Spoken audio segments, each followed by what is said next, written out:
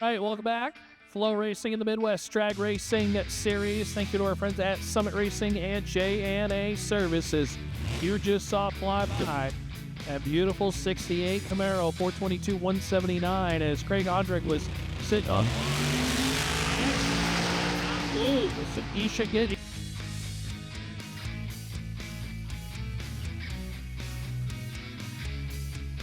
All right, see if we can get a pair out of this, maybe. Looks like we will. All right. Back in action now.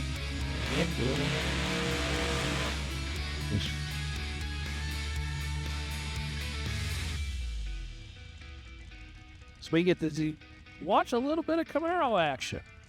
The catfish machine variety. It kind of does look like a catfish. Over there in that NSX lane.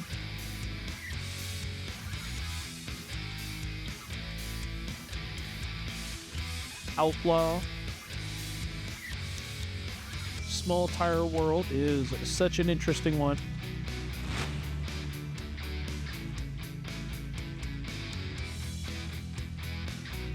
Limited Street, this is your final call. Limited Street, this is your final call. Lanes 2 and 3. Limited Street, we would take you to lanes now. Final call. Outlaw small tire, a 29.5, 10.5 slick or smaller. A pro bracket radio is allowed in this category.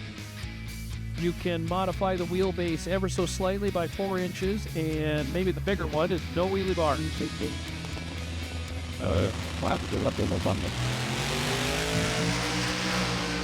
Right down the Broadway, and the NSK scoreboard, lights up.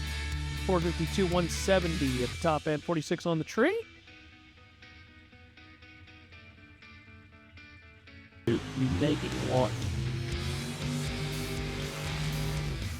We fire up our next pair, some of the muscle from 2000s, if you will. Camaro and Corvette. This Outlaw Small Tire World, Bob Thompson. And a Rogersville, Missouri blacked out machine.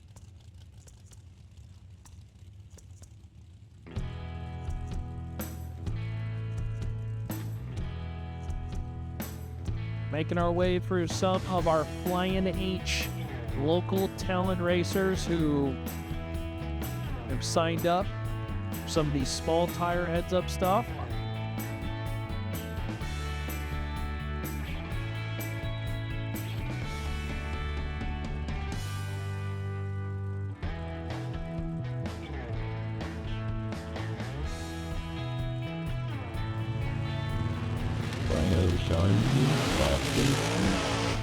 Minute, wow, big wheel stand came down with sparks. Something steel hit the racetrack as that catfish Camaro was looking to go lift off. Oftentimes what hits is the oil pan, and oh boy, that is never a good thing.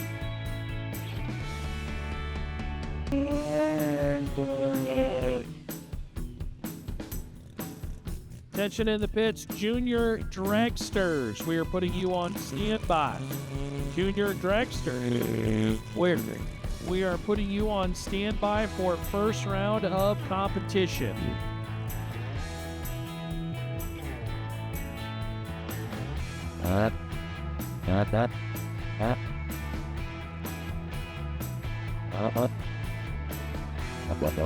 Roger Martinez out of Kansas, and Rodney Dowell now linering up. Dowell, 89 Ford Mustang, the Fox Body machine.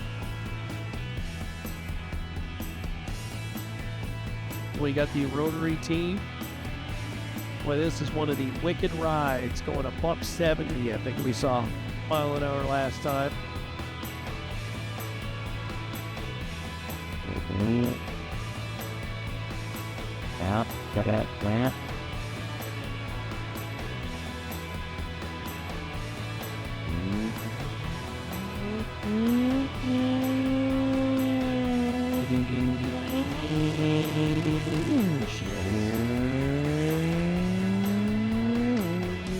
Not quite the terror that we've seen from previous runs, as both cars just kind of make a morning stroll down the racetrack. 977 and 1043, obviously much cleaner passes we've seen out of each prior.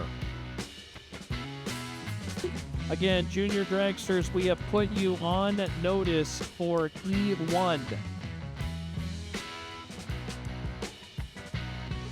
The RX-7 machine finishes up the burnout.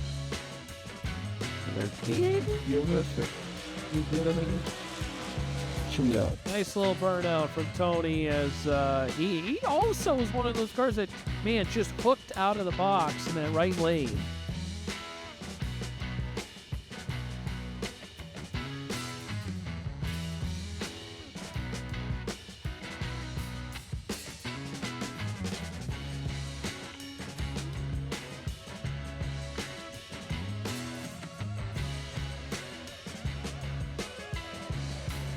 Tony with the GoPro on board, capture some content and start flying down the racetrack.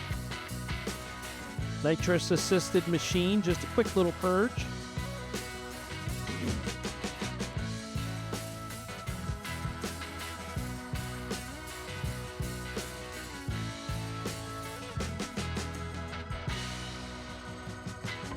Zeroing in on round number 1 of competition with categories coming in soon. True Street has completed their creeps.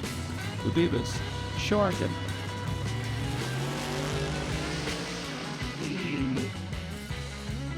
.437, 472, 159. So Tony with a nice little pass and 48 on the troop. All right, future races, of course, including SmackDown. We'll be back here in September. As this is our individual looking for that world record, the 235 record. I think we last Googled it was like in the 360s range, and if I remember correctly, we were in the 380s. Or excuse me, 480s last time we saw him, so... We got some ways to go, a couple tenths to improve to get to that record number, at the least.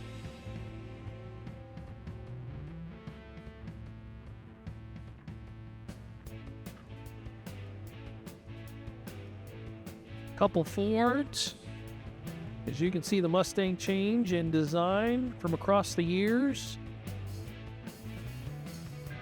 A little bit more boxy with the Fox body, and of course, mid-2000s.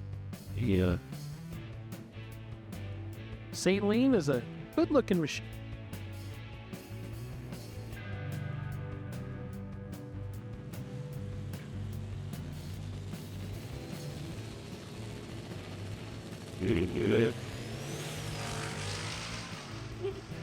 We're spinning tires over here in the NSK lane. 533, 134 for the Fox body.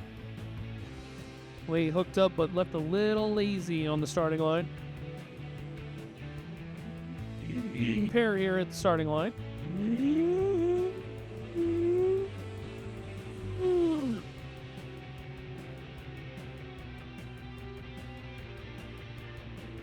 Our limited street category. True Street is coming up. True Street, one of the cool, unique categories, as they did finish a 60-mile cruise prior to this event. So they go on a 60-mile cruise. Really shows the street ability of the vehicles, and then they come on back to the racetrack and then participate.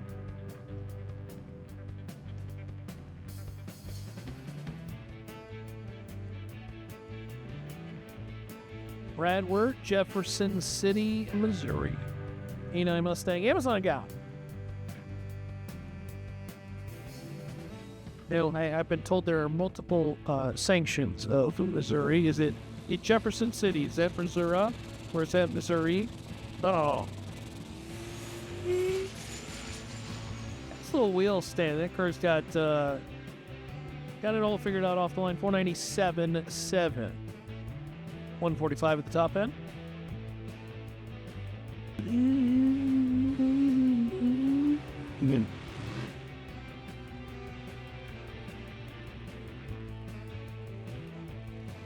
Gore in that Gears Unlimited left lane. Not sure if he liked that burnout. Maybe he's going to try again.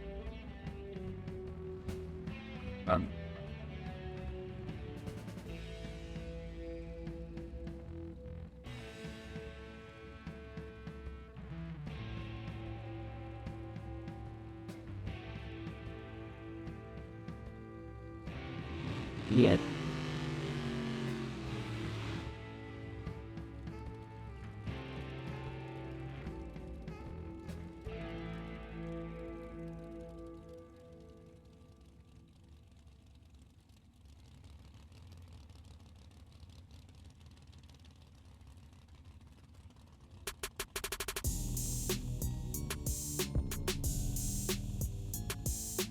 And closing in on round number 1. Juniors, you're on standby right now.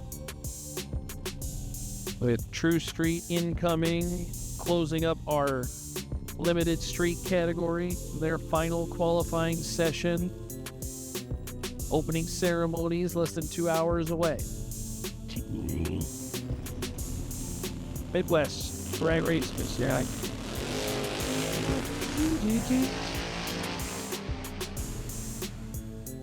Not the cleanest out of both. 546 and 568 respectively, both in the 120 mile an hour range. There you go.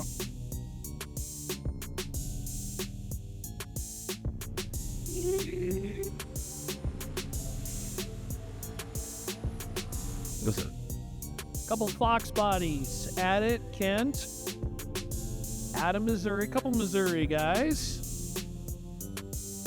Running in the local Flying H drag strip index categories. This is a nice little combo to have, including the Midwest Drag Racing Series. Okay.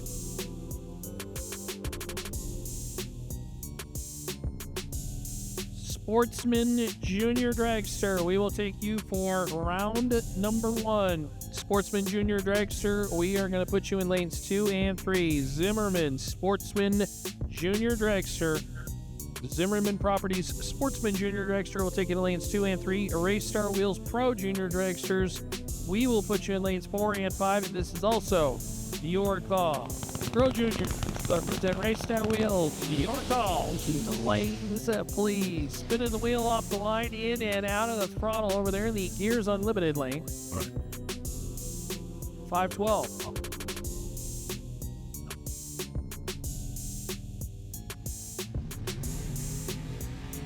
Listen up. Alrighty, back at it with Limited and Street. And the Nitrous Purge. Terry in the Camaro. Okay. Gears Unlimited left lane solo shot here.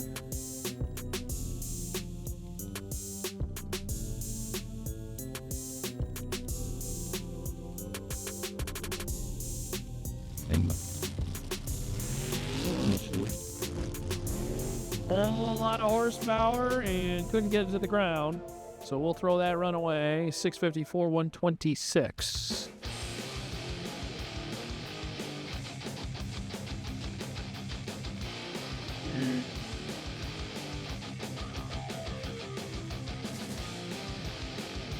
Brian Schneider now back as we got more buy routes. Solo hits. Jefferson City, Missouri runner.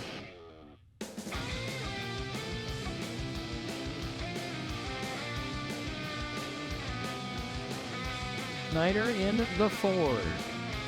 This Ford's been up and down just about all day long. They wing strings together some good pairs here.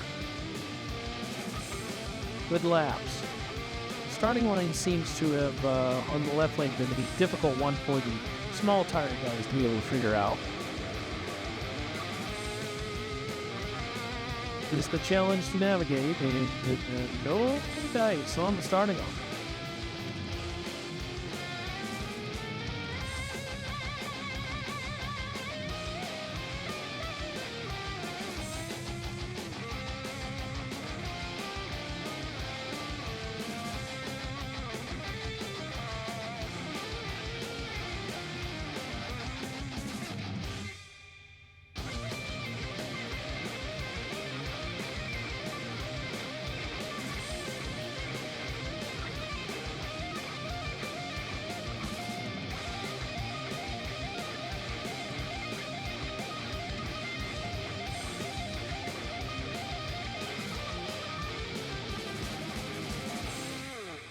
Well, clearly not the hit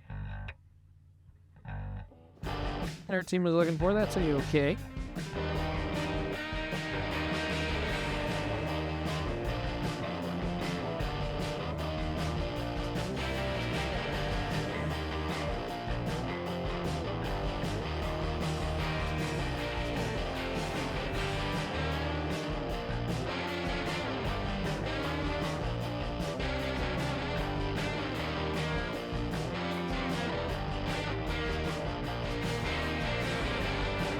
I do believe this is round number 1 of True Street. These are the vehicles that made the 60-mile cruise prior, 6:01:115 for the truck, and first to the finish line.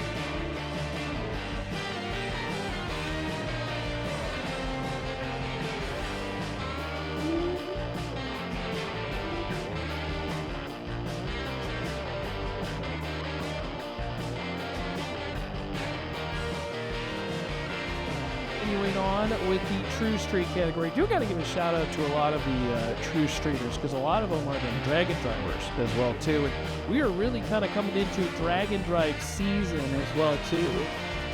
Yeah, about guys who are going through for like many of your popular ones like Sick to Extreme Hot Spec. Yeah. That's why you live in Minnesota. Yeah. A fun fact, at one point I considered applying to intern at McMurdo Station in Antarctica. Oh, really? Yeah, they do a lot of physics research there, and I was a physics major. All about it. I was like, oh, I would love to do that. I still want to go, but... Not to live? Well, it would be about a 6-month assignment. Oh, okay. All right. Rick Shroud, 2014 Ford Mustang. Bait City. Again, round number 1, part of our True Street program. Made the 60-mile lap. Oh, look at the launch on the left-hand side. Yeah, he's going to shut it off. He knows he has that. We say he is that good one. Also, the one thing I really appreciate about the Dragon Drive machines is oftentimes folks are bringing wagons to the party. Yep. And I love me a race wagon. I love me. I remember one of the first things I did that made me fall in love with just car modification is a video game, as many guys my age grow up with. And you could take out the engine of a Ford Country Squire and drop an engine, I don't know, how about a V10 Dodge Viper engine in there? That was fun. That was a fun. And speaking of wagons, what do we got on that left-hand side? It's behind the tent for me. I mean, we call those one of them sleepers. Yeah, no kidding, right? 547 at 131, wins by 174 feet. I'd like to know what's one of my longtime juniors. Watched him many weekends at Worldwide Technology Raceway. landed out in front. Hear us announce. Waller Station, Gage. Gage had a very good year last year. Gage is a very talented driver. 8-0 the dial, and it's heads up. Okay. Who moved first? Who would like stripe first in the Wilson battle? And the win light, oh, and a double breakout. 9-9. After that, it's John Stouffer. You're just Jinx Mark. And Keith Goolsby. John Stouffer, Keith Goolsby, your 8-9 matchup. Stouffer at Really good match. 81, Goolsby in 84. Then your number 4 qualifier, Brian Lewis, which how about that for the Grumpy team, their number 4 qualifier, goes up against Ed Block. That's going to be a great matchup. If Ed finds his speed, could take down Brian Lewis, but Brian Lewis taking down Ed Thornton would also be a huge deal. Giuliano at 8:06, LeBate at 3:86 and a 9. Your qualifying times for Giuliano and LeBate. Wayne Roberts goes up against the 2019 champion Aaron Wells.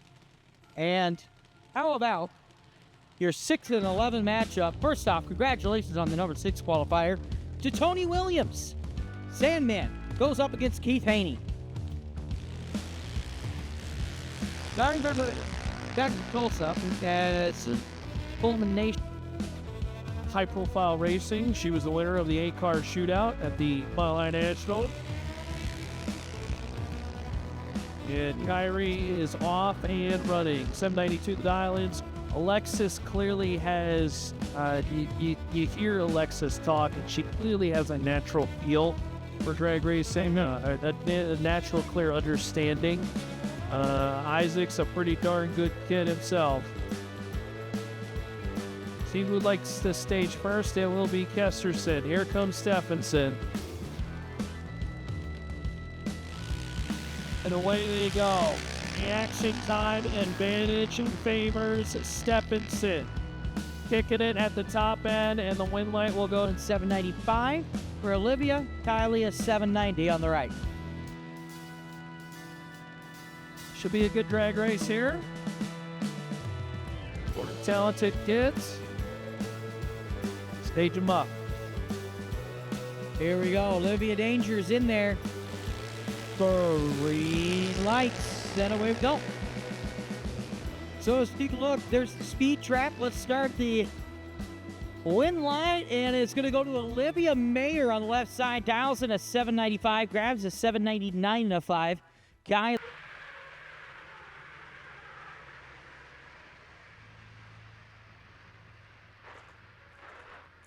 All right, ladies and gentlemen, how are we doing? Good. We're doing great here. All right, it's time to get this bad boy underway. We have a bunch of large checks to give away. We're going to start with the fastest man on property, the man who's throwing down 50s when everyone's throwing down 60s, Mark Mickey.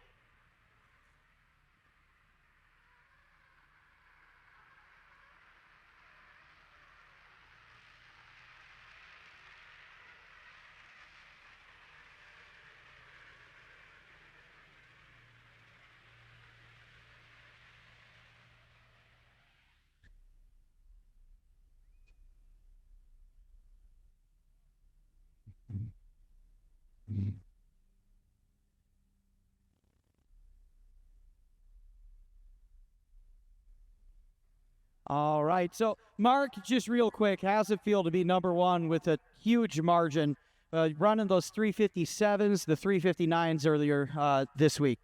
Man, it's just a testament to what Scott Higgs and Blake Housley have built up here. Jimmy Bradshaw, the track's on kill. Best track in the country right now. My guys are badass. The car, I can't screw it up. It just goes A to B, and what do you say? It's just a badass hot rod. We kind of got a home field advantage here, all our group, our fans, employees, everybody here. So it was a pretty big deal for us to be number one. So, well, congratulations here. And how about the first round of qualifying? Well, in first round of eliminations, we'll see how it shakes out. Jim Whiteley is your funny card on qualifier. I'm gonna have him come up.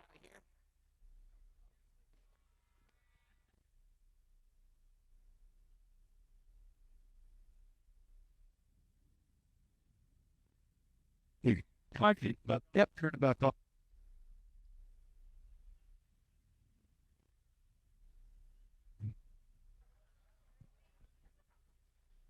All right, get that photo taken. Yeah. All right, Jim. Let's see if it works. Here. Yeah, right. That's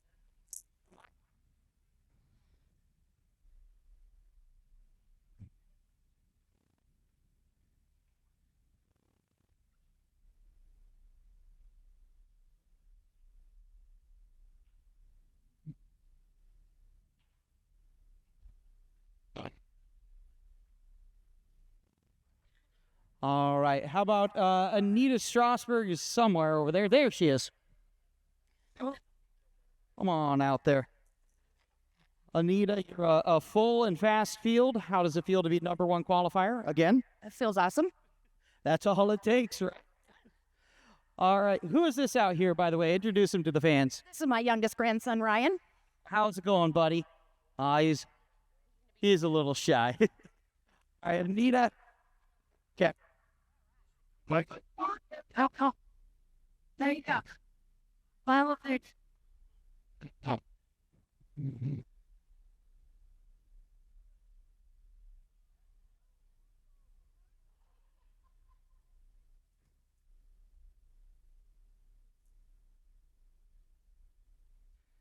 There we go. All right. Anita Strasburg, number 1 qualifier. And Time Sportsman, we got Macy Higgins. There he is. Macy, great to see you. I heard we're trying to decide. Let's see if we can. There we go. I heard you're trying to decide between 420 and Time Sportsman. Oh, yeah. I think we have enough steam for 420, so just play it safe with the weather conditions today, and hopefully we can go some rounds today. Absolutely. Qualifier, you're in position for that. Here's your big check.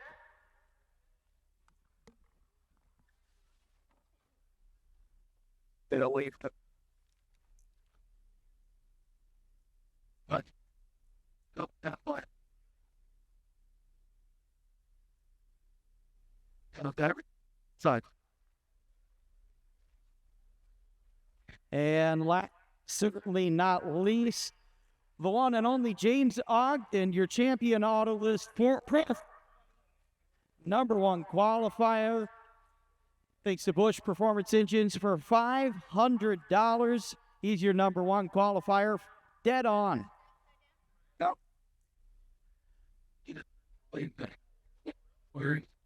Just cut it down a knot. What?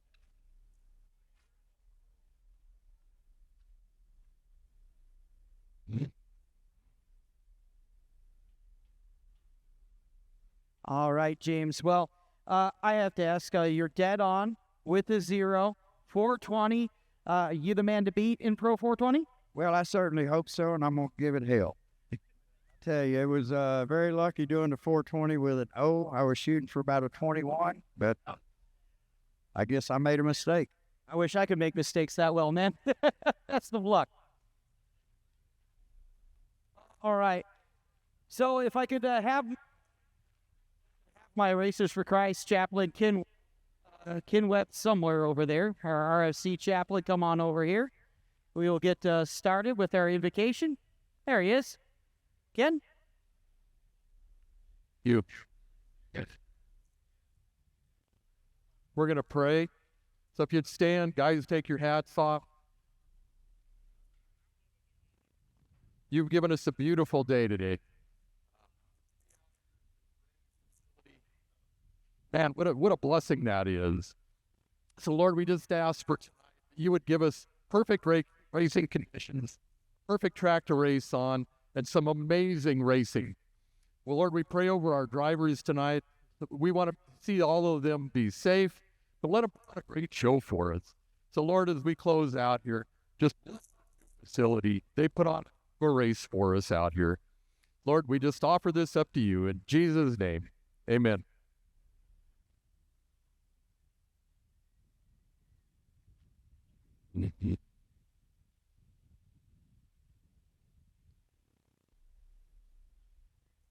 And is Lauren Mickey for our national anthem.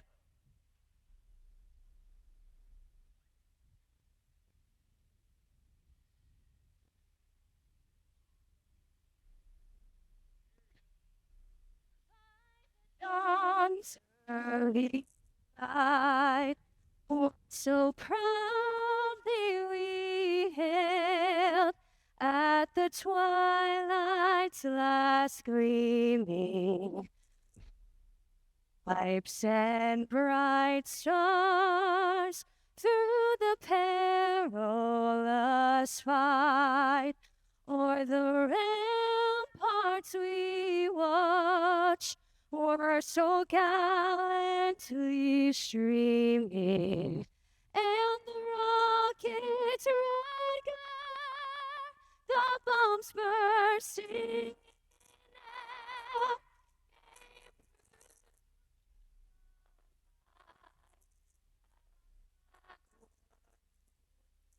air. Oh, say does that star-spangled banner yet wave o'er the land of the free and the home of the great.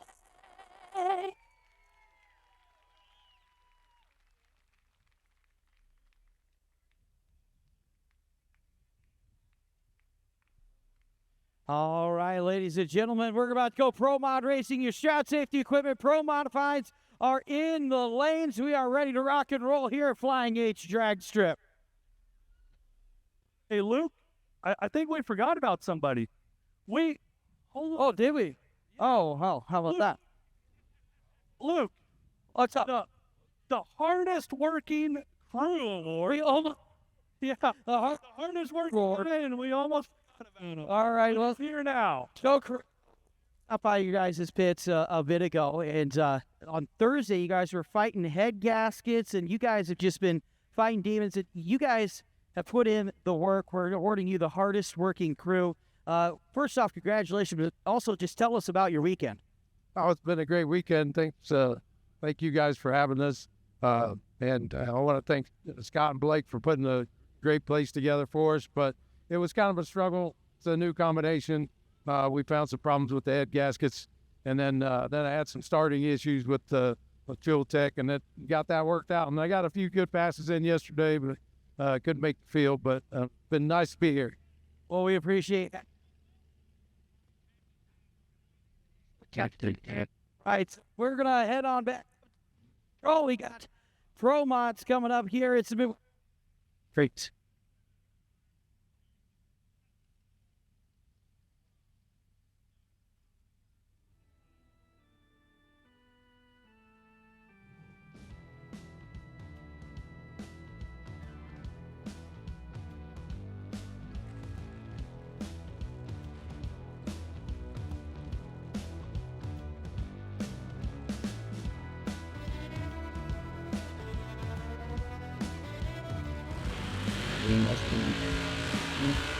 That.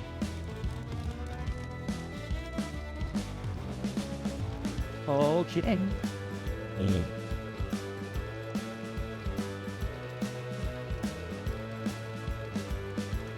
Oh, lady.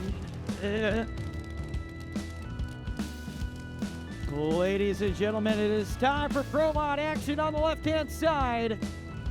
The one and only Mike LeBate in the Angry Bird. Funny car to the lanes, please. Funny car to the lanes. On the right side, Chris Giuliano, the Nitrous-powered machine, trying to take the Angry Bird. Turbo versus Nitrous here at Flying 8. This is your 7 versus N qualifier on the ladder.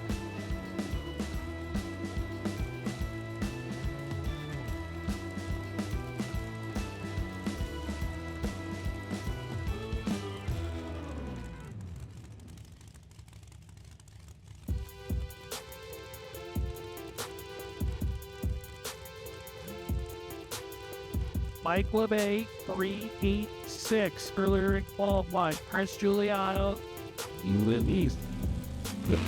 On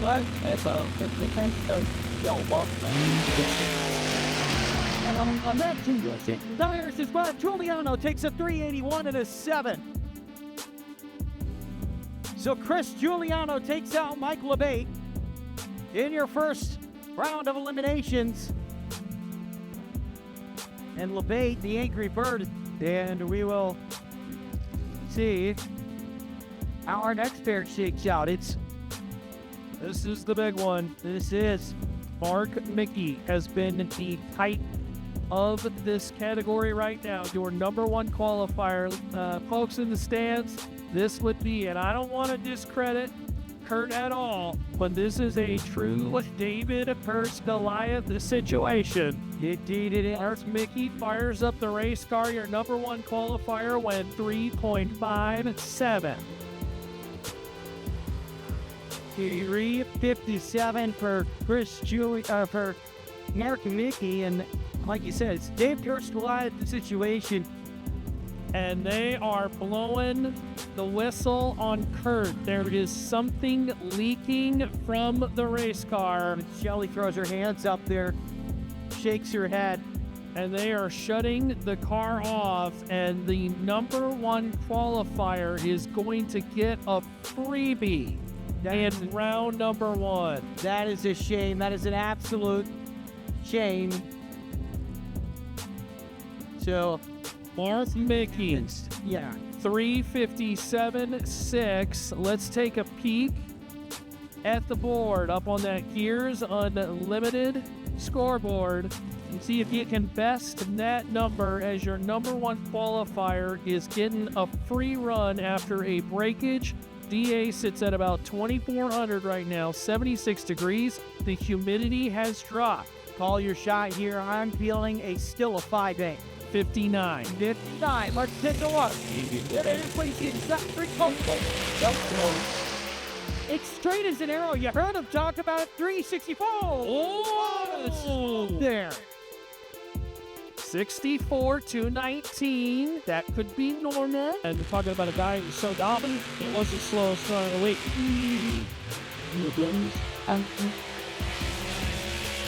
We will get off Mark Mickey and talk about your number two qualifier, Ron Minix. Ron Minix has been absolutely terrific. Good enough for your number two qualifying spot, 364.7. Blake Housley has got the mountain to climb in the beautiful 41 Willys, 418. It just seems like Blake has slowly gotten better as the event has gone on, but now the question is he good enough to take out the number two qualifier as he purges the Nitrous on the starting line? Because he has a real good racer sitting there in the left leg. Yeah, he does. Ron Minix is an absolute monster on the left side. There's one run in the sevens. Do you think he gets it here? What are you calling? I'm calling a 7-2, one of his only runs in the sevens. With altitudes higher up, his previous note was a 7.5, but he currently throws 6.47. And if, as you say, something goes wrong with Mark Mickey, this is the man who benefits the most. He goes, oh, yes. On the right side, Blake Housley, Vice President of Flying Eats. So this is side by side. Wow. Blake Housley gets the ball, but it's not enough. Ron Minix with a 72 and a 3 at 2:01. A great run from Ron Minix. And it's great to see Blake Housley, even though he just got eliminated, hit a full pull at a 78. What a drag race. Blake Feet short was all that was. Think about that in terms of how fast it's a goal. How's it going, Wayne Roberts on the right-hand side? Wayne Roberts, put it all together. Wayne, on the right side,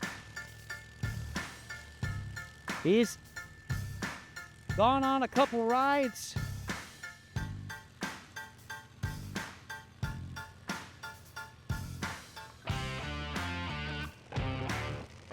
So Wayne Roberts on the right side, he crossed the center line the last run up. You remember that. He looked like he was heading for the wall again. Aaron Wells on the left side. Wells, in his previous runs, logged a 366 and a 5, but also a 364 and an 8 in testing. By the way, I don't want to tease some exciting news, but I'm going to tease some exciting news. Are we standing with Mark Mickey somewhere? We are going to talk to Mark Mickey after this pair, and if we're talking to him, I'm very curious what he has to say about his race car. Very curious indeed. Wayne Roberts holding at the line, gets the tap. He's going up against the 2019 time, and he's going to have to pedal around. He can't. Wayne Roberts gets another round win. That is a huge 14/3 upset as Wayne Roberts and Wells left nearly identical. And there was a whole lot of pedaling, and at the top end, Wayne Good. Talk about the 1941 Willys of Brian Lewis. This is a bad hot rod out of Oklahoma. He's finding all the speed he can. Bumpy is looking as tame as it ever has this weekend here at Flying H Drag Strip in Odessa. But he's got a stout competitor of Ed Thornton on the left-hand side. Ed Thornton, usually the high mile per hour, but Thornton, I'm telling you, over the last few runs, he hasn't found it. 3.9 left before the third hander. Ed Thornton might be beatable, and Brian Lewis might be the man to do it. Well, look, we just saw a massive upset in the previous round of competition, so there is everything on the table at this point. Brian Lewis, your number 4 qualifier, just trying to take care of business. And Ed Thornton, number 13, trying to play spoiler.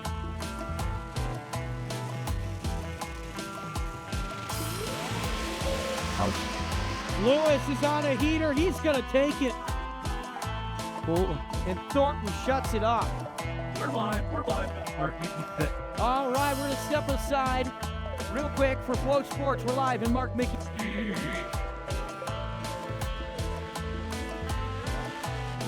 And so here we go. Our next pair coming up here. It's Dennis Hagdorn and Todd Bennett. Well, Todd Bennett. Ooh, Todd Bennett hit the throttle and the car died. That's never a good sign. Todd Bennett, in his previous runs, 379, 372, 372, he got slower as the heat is gone. Judy Bradshaw tells him backed up. Dennis Hagdorn, though, 393 and a 1 is his fastest run. Like, by the way, winner against Brian Lewis, who laid down the second best run this session in the next round. 371 and an 8. That sounds more like it for Todd Bennett.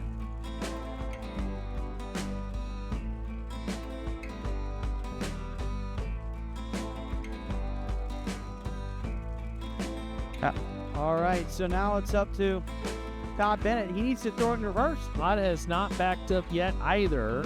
There is some sort of issue with the vehicle. I see it. I think we are. They're pushing him back. It will be a single. Starter Clint has officially notated it is a broke race car for Todd Bennett. That is a shame. And Todd Bennett, who was your number 5 qualifier, is done in round 1, and the Mopar of Dennis Hagdorn will move on. Here's what I hate this for Todd Bennett, but here's what I love. Underdog. They can look at the skirt hike up on that thing. You think you're watching the Rockettes, a 389 and an 8. I tell you what, that looked a violent 389, didn't it, though? Dennis Hagdorn is a consistent 380s car now. 380.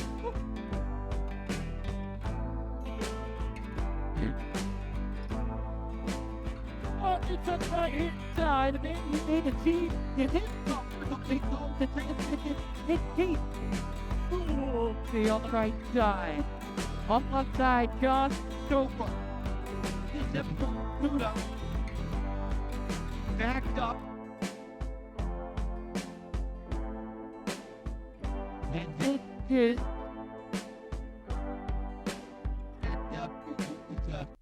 meters not at the dope.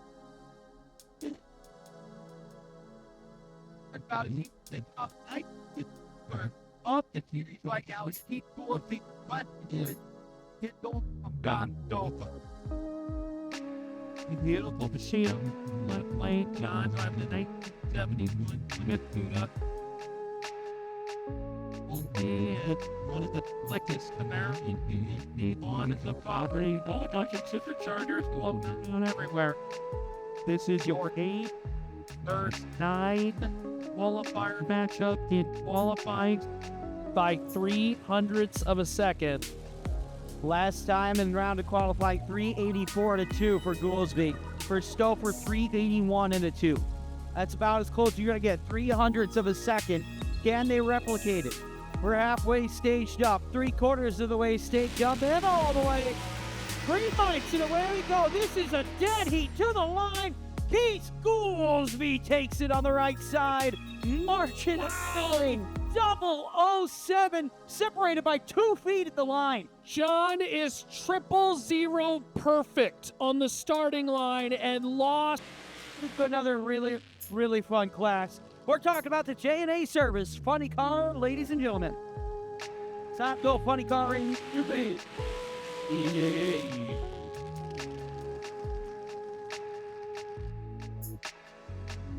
Top tractor to the lane. Dragster to the lanes, please. Again, Race Star Wheels. Top dragster to the lanes, please. McCosh and Mark Billington. Billington's had some solid laps in his last 2 times down the racetrack, and Jimmy Carroll backing it up right now. Gonna get that bad boy back into the groove. He's got the hands full with Bob McCosh. McCosh got a number 3 on the side of that bad boy for a reason. Really talented race team. Yes, indeed. But it is go time. Quite frankly, when it comes to qualifying in top alcohol funny car, it really doesn't matter, because once you're in the show and you're set, anything can happen. We're talking about a racetrack that handled most of the pro mods pretty well. We saw a little bit of tire shake out of 2 competitors, but outside of that, has been solid. Absolutely. Bob McCosh in his previous runs, 364.8, 364.1, 365.2. Going to be up to Billington to put out something better than a 6.4. Guess what? Right line. The Tosh was behind at the line, across the line. It's going to be Mark Billington, and it was all at the tree. Huge hole shot. Billington left on McCosh badly. 373, 205, 81 on the tree. McCosh's light nearly started with a 2. That is a hole shot win by almost a 10th from Mark Billington. And I tell you what, job well done by the driver. He did his job as the slow. Jim Whiteley, Lance Van Howitt. The winner of this one gets a bye in the next round. And this is a David versus Goliath story right here. Jim Whiteley, your number 1 qualifier, 361 and a 2. Van Howen, his quickest run, a 378 and a 4.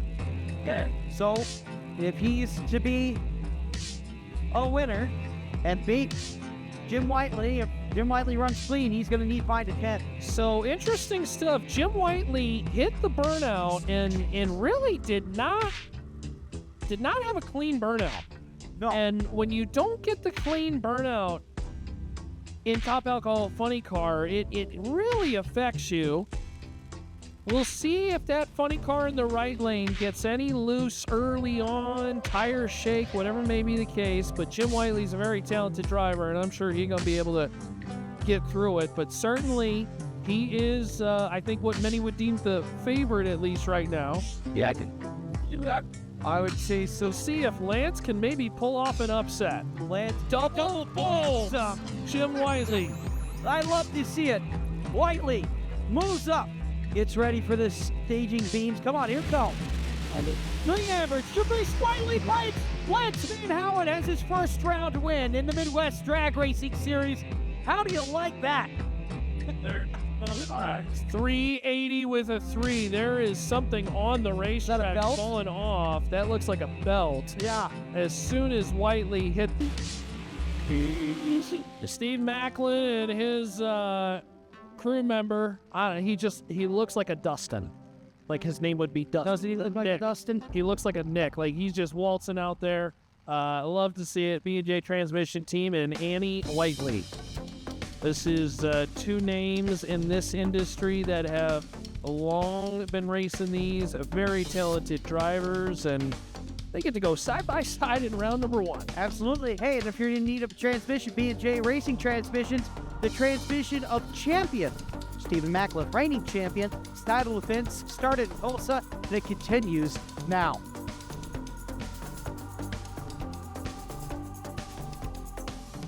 Macklin in his previous runs today, a 365 and a 366. Annie at 367 and a tail run where she had a lot of shake and chatter on the car of the 628.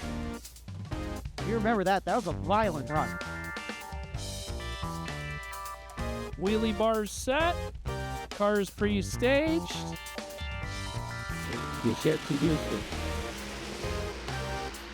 Oh, this is a great matchup to the line. It's going to be Steve Macklin, 007 on the tree at 364. Takes out Annie, who is your previous race winner. Yeah, Steve had it on the line. 007, he was ready to go. Lets it out. They were both not. Champion Auto List Pro 420. Love it.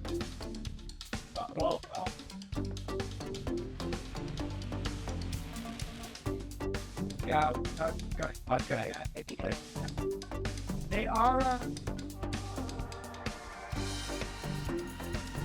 Mark Stillwagner will get us started in the Pro 420.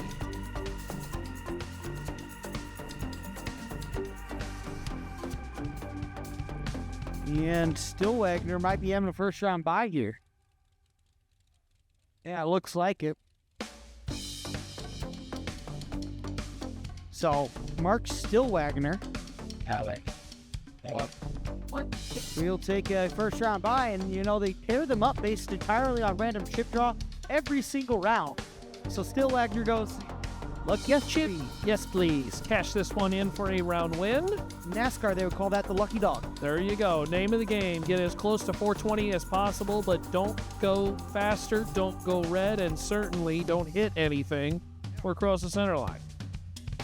You do all that, you get to the finish line first, you will win the round.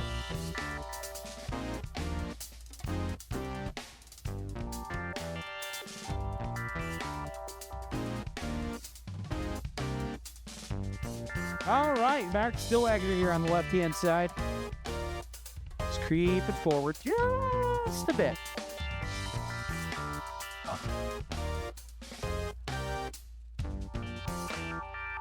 It's a waiting game, and now it's scaredy. Positive reaction time, 440, so he's lucky that it was a bye run because a 440 in this tight class might not have cut it most types. 08 on the tree, but you need to tighten that car up because being 2/10 off is... And we say hello to Carol Hubbard and Ryan Bush. There's the thought, too, that if these cars are, pushing to 420, just take it easy on there. You don't need the wear, you don't need the tear, you don't need the possibility for damage. It goes a little different when it's a heads-up versus an index class, though. Yes. Obviously, look, you got race cars that are very temperamental, very expensive. But you need to interrupt you real quick. Okay. Top Sportsman, final call, Top Sportsman. Carry on. The other door cars. Yeah. As we purge the nitrous over there with Ryan Bush. 1968 Camaro. Beautiful machine out of Arkansas. Boy, he's really purging the nitrous. Yeah, he's not just purging it, he's taking the bottle. We're taking the bottle out. Yes, as it generally, somebody told me every single time you hit the purge button, you could just see the money out of your wallet just fly out. Ryan Bush, who we talked about, this is Get no dollar. this is a vehicle that basically brand new. And it's designed to be a pro mod. And it will be a pro mod. But Bush wants to try his luck in the 420 category and gonna race all Ed Thornton machine, driven by Daryl Hubbard. Daryl Hubbard out of Ruidoso, New Mexico. Drives a long way to put it on a show for you guys here in the 420 class. We are staging up. Pre-stage time, Ryan Bush will break it. Now, deep stage from Daryl Hubbard. Let's the red light for a red light. Wow, that appears like a timeout to Ryan Bush. Hubbs pre-stage takes the red light, and obviously the route lungs. That brings up Mr. Dead On. Mr. Dead On, James Ogden, a 420 is run, and 420 is the index. He was dead on, 0, 0, and a 2, so he's even like almost extra dead on. Dead on with a side of dead on. Yes, James Ogden. He said he was, I don't know if you heard the interview, but he said he was aiming for a 421 and he messed up. Yeah, he messed up. Oops. Oops, darn, I won $500. Yeah. Dude, I wish every time I screwed up I made $500. That would be really nice. Oh, is he nice? Probably wasted I'm on a millionaire by now. Yeah. Michael Roberts. The beautiful Chevy machine looking like X-Pro stock. More of the clear scoop. Purging the nitrous for Roberts. Again, name of the game, get as close to 420 as possible and cross the finish line first without going red. Ogden, in what many people told me was the best appearing car that they saw this weekend. This is definitely a beautiful one. It's a beautiful one. Every time I see that with James and Jessica Ogden out there, I mean, it's a sight to behold. Great lights and ready to go. Ippy from Michael Roberts, but James Ogden gets the job done with a 428 and a 501 on the tree. Roberts was with him. He's on the right-hand side. That Imminent Transmissions machine. Imminent Transmissions. Why do they call it Imminent Transmissions? It's for Mark Mickey. It's a... Oh! Boom!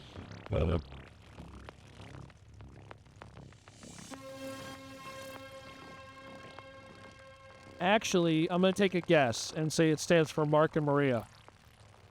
Could be. Okay, I'm going to take a third guess and say it's for Maria Mickey. Actually, it's probably Maria and Mickey. Yeah. All righty. Case Huddleston and Dave Pierce. Dave Pierce driving the X Pro Stock car, once driven by Jason Line. Now we got a nitrous-assisted big cubic inch motor on board. Only one stage of nitrous in this thing, by the way. One stage, but a whole lot of purging, and look at the money just fly out the car. Cha-ching, cha-ching, cha-ching, cha-ching. Case Huddleston. Case Huddleston drives a car that, if you looked at it, you could just say it looks like horsepower. Yeah. You could indeed. Yeah. That was me licking the window. I saw that. Yes. I'm going to try to get that image out of my head. Yes.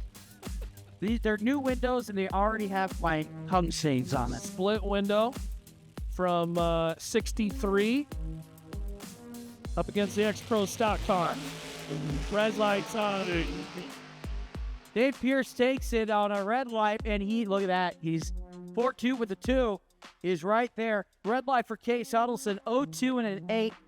Too soon. He gets the cherry. He's out around number 1. Dave Pierce runs it nice. Out of the Air Force. And he is very good in the bracket racing world, pulling the wheels on the shorty and sends your number 1 qualifier home.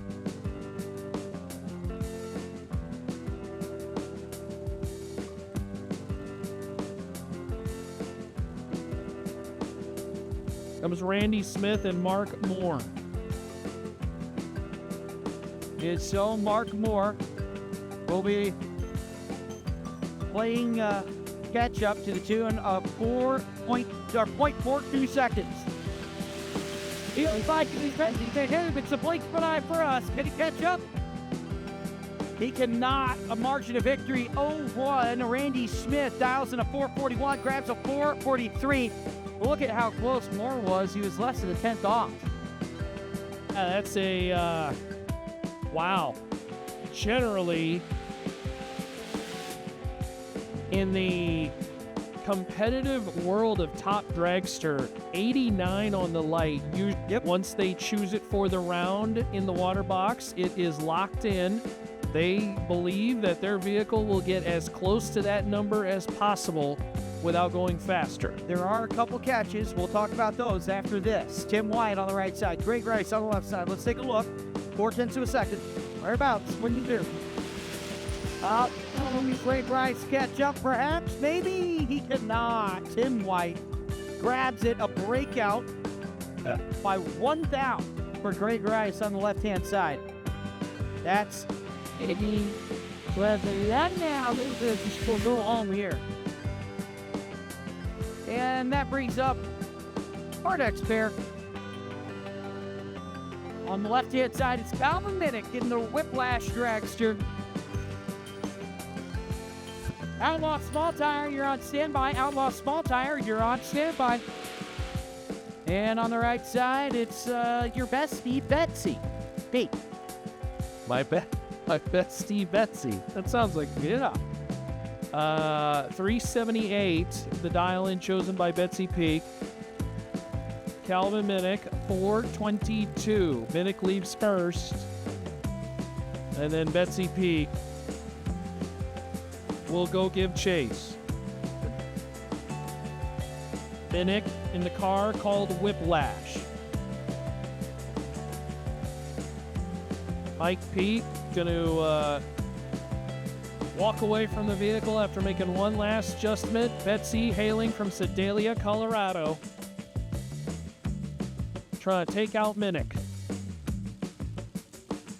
If you're a longtime racer, you may know the Peak Bros name. See what happens here. Number 2 qualifier, someone holding 8 on the starting line, and Betsy Peak wins the round. 379, that's 11 above, and 002 on the starting line. That is in round number 1 of Top Dragster.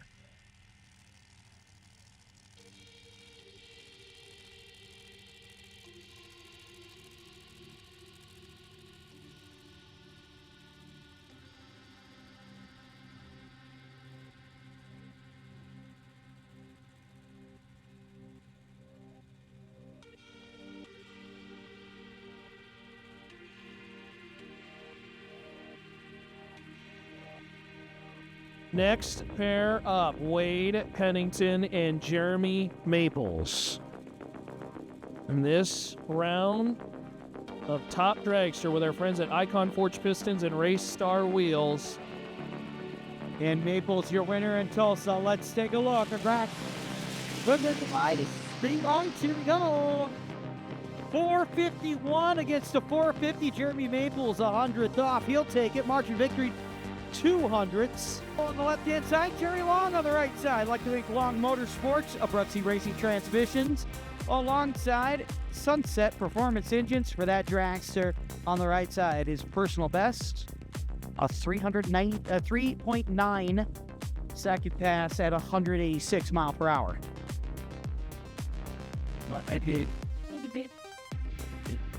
So Terry Long? Hey, we do need to have Outlaw Small Tire. Outlaw Small Tire, please make your way to the lanes, please. Outlaw Small Tire. Outlaw Small Tire. Limited Street, you are on standby. Limited Street, you are on standby. Outlaw Small Tire, this is your call. To the lanes, please. Matt Driscoll, engine builder. Driscoll Racing Engines. He is well familiar with the big money bracket racing. Oh, yeah. 444 the dial in. In this round of Top Dragster, Terry Long going to give chase. They'll let the button fly off the top mold. Somebody got caught napping on the start line and will make him pay. Matt Driscoll, 14 on the tree, 46 on the 44. And Terry Long is dead 3. 401 with a 3, but locked out on the starting line. Who's on? It is when your opponent, hacks down a 01, your 07 ain't going to cut it a lot of times. Not in bracket racing. Here's Bryce Mickey on the left-hand side. Bryce Mickey going up against Mark Moore. Winner of this takes on Jeremy Maples. Mark Moore. But, yeah, not a fight. Is the winner of 4. Cody Moore, excuse me. I say Mark Moore all the time. Cody Moore is the winner of 4 Midwest Drag Racing Series events. I like the warning sticker on the side of Cody's Moore machine. There must be an inside joke there. It says, "This is not a real Top Dragster." I like it. That's a big statement from somebody who is, the reigning champion of the WDRS. Here we go, across the line. It's going to be Cody Moore getting bounced first. Bryce Mickey takes out Cody Moore. Here we go. So we trade in the long rails for the beauty and aesthetics of the door cars, Top Sportsman, and we get started with the Scuba car. That is the compressed air system race car. Oh, The beautiful Camaro You like scuba car? of the Mark. I told you I was going to use that. I like the idea. The reason being is it's true. That car breathes on its own from air that is stored inside the car. That car's motor does not know if it's on Mount Everest or in the Antarctic Ocean, if that's even a place. The Baltic Sea, wherever. You're 2 for 2 on real places. Am I? 2 for 2? All right, cool. I tell you what, this car. It does. It will go as fast in Denver as it does in Death Valley. And that is, if you're in this business, that's a big, big claim. Yes. Mark Griffin, who went 441 in the testing session, said, you know what, I'm going to just throw a 41 on it as well, too. Henry Kindle, this is our book reader, 495. He reads a It lot, will be a lot of ebooks. out of the gate first by a bulb. They'll both leave off the top bulb, utilizing delay boxes. Winner of this one takes on base two hits. It's a green flag and a green light. One of them swept at it, though. It's not going to matter. It's a double breakout. Mark Griffin breaks out. Henry Kendall breaks out. Mark Griffin, the lesser of the two evils, right? The smaller sin. He takes the win on the right-hand side. Mark Griffin dodges a bullet because he was dead late. How about that burnout on the left-hand side there? Love to see it. We do love tire smoke here. That is Jim Huggett on the left-hand side. He's going up against Will Crotty. He doesn't do kung fu, but he does know karate.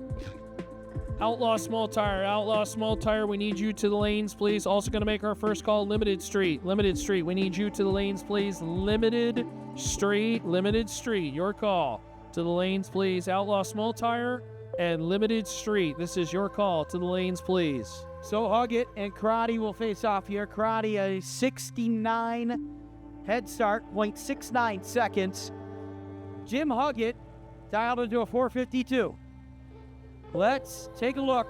Winner of this one goes up against Michael Chinny or Pierce. It's it likes, and away we go across the line. First one there is gonna be Will Crotty, but the winner is Jim Huggett on the left-hand side. A breakout for Will Crotty. Crotty's 006 on the tree, taking 38 thou at the top end to break out 2 thou. That's tough. That's one kick. Wins that race, and unfortunately did not do that. Forgot. And here's people who have had a tough time with the car, but that's not the car that's racing. It's Dave and Tina Pierce. David Pierce, where's the chain? Do I see the chain? I do see the chain. Dave, yeah, boy. Talk to the tower. Give me a yeah, boy. David Pierce, one of the greats here.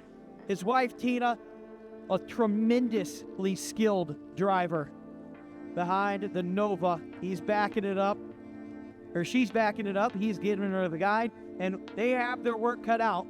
Because Michael Chitty here on the right-hand side is he's built different. I'll tell you that. 4 wins with the Midwest Drag Racing Series. He also has he's come close with championships. What's that? Yeah. Michael Chitty and the J&A service team, 430 up on the dial in. He will leave second. Tina Pierce. Dave in the chain. Gonna bring Tina to the starting line.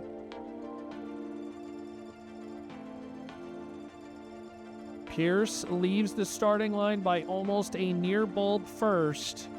Reaction times have been iffy in Top Sportsman. Some good, some not so much. Couple decent ones there. Let's take a look at the top side. It's going to be Michael Chitty. You know, he's mentioned briefly, always the bridesmaid, never the bride. He has a couple third place, a couple second places in terms of the championship points. Never a win, but 4 total event wins. Chitty taking 10th thou at the top end, was 24 on the light, 33 above for 47 total, and disposes of Pierce in round number 1 of Top Sportsman. And that brings up the guy with a 1. on the side of his truck. Rod Moore, one of the elite runners in the top sportsman category race truck. They call this thing the whiskey barrel. I tell you what, man, I mention it probably every race we do, but just briefly. One of my great moments, great things I saw was the scoop getting blown off of this, and it was just the barrel going straight up. It looked like the end to the Zorro movie with Antonio Banderas, where the barrels just go. Wow, this is really interesting. Rod Moore's nitrous purge is right on his windshield, and because of it, the windshield actually frosts up. Now, obviously, he's looking to the left, but gosh, I feel like that'd be in his way if he was in the left lane, but that's neither here nor there. Doug Woody, straight line engines. Builds Rod Moore's engine. Let's see if he can get beat by his own engine. Cross the line. The victory's going to be Rod Moore. The man's a machine. What can I say? He is a Terminator in this top sportsman class, brought to you by Performance Bearings. Woody took 22 at the top end and had to kick away 5, no dice. And Rod Moore marches on to round number 2. And so on the left-hand side, here's Rod Oxford. And if you thought that it was going to be tough to sit there for 5/10 of a second, how about this head start on the left lane? 9/10 of a second for Rod Oxford that Travis Leach has to sit there and wait and wait and wait for. Outlaw small tire, you need to be in the lanes. Limited street, you also need to be in the lanes right now, please. Travis Leach in the gorgeous split window. You almost think that this car was ahead of its time, like it was built to go top sportsman racing. And Rod Oxford, again, both cars going to leave off the top bulb.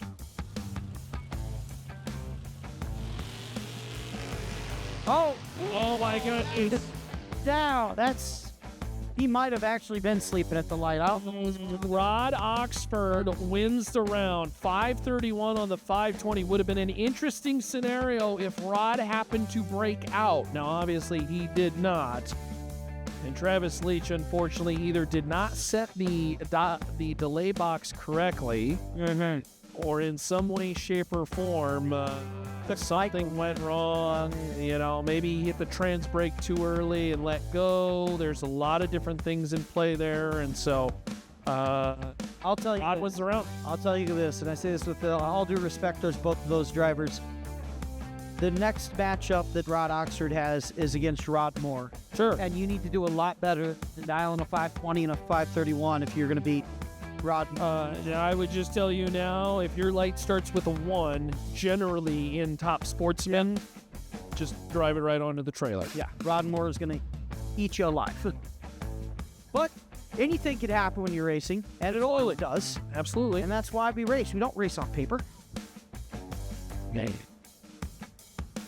Let's take a look at our next car. There's Macy Higgins, your number 1 qualifier.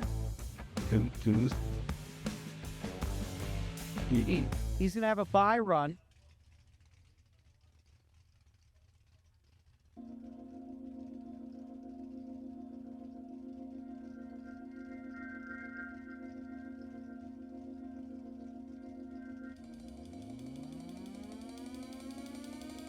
So Macy Higgins down 430. This will be a very simple mosey down Broadway.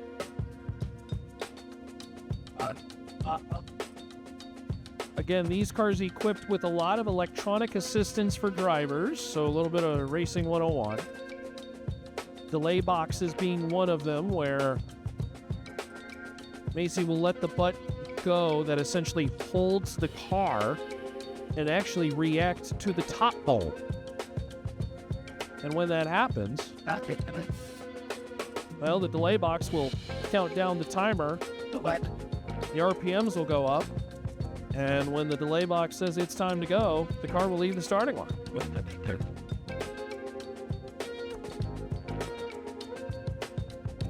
This is as easy as it gets. Stage the vehicle, take the tree, take the win, and whatever happens after that, no big deal.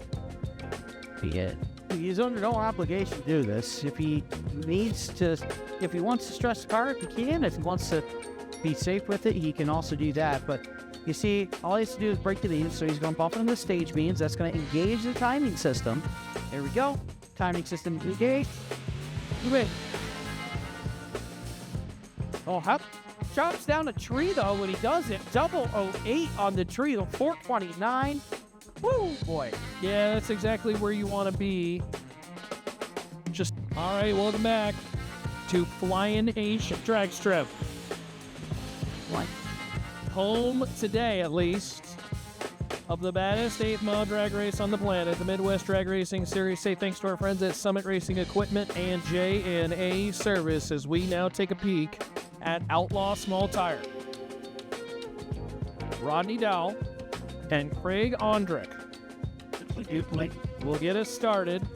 Okay, got it. Thousands of hours building it, tuning it, perfecting it. All for the rush, the satisfaction, the win. But you don't do it The on street category, which is a really cool one. They went on a 60-mile cruise earlier. But for now, it is Outlaw Small Tire on the starting line. Box body machine over there in the Gears Unlimited left lane.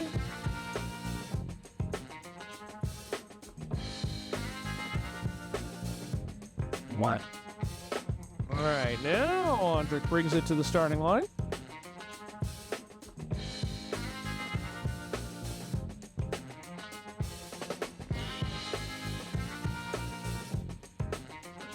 God. Dow pre-staged this Outlaw Small Tire.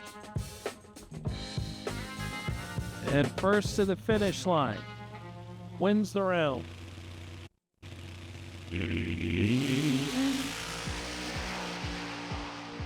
Great little side-by-side pass, 465 and 63 on the tree. Rodney Dow wins the round on a hole shot.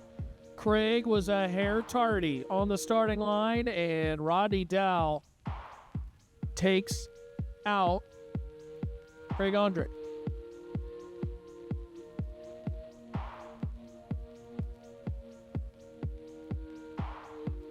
Attention in the pits, we need to have True Street. True Street, we will take you to the lanes, please. True Street, we will take you to the lanes. Also want to notate 580 index and 650 index. You are on standby. 580 index, 650 index.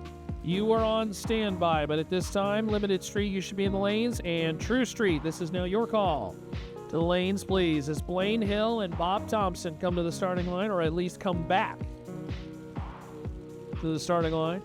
Thompson out of Rogersville, Missouri. Blaine Hill. Oh gosh, there have been so many generations of Camaro. That is the 4th generation of Camaro. Don't quote me on that. Gears Unlimited left lane is where Blaine Hill will try to outrun Thompson to the top end. Thompson's had a nice race car all weekend long. Goodbye.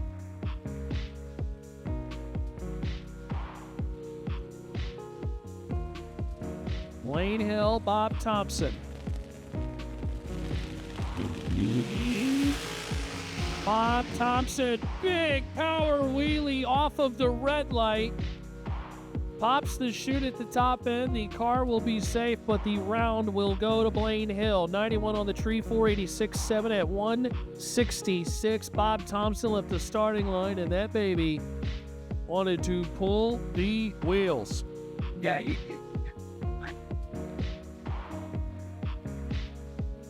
Yep.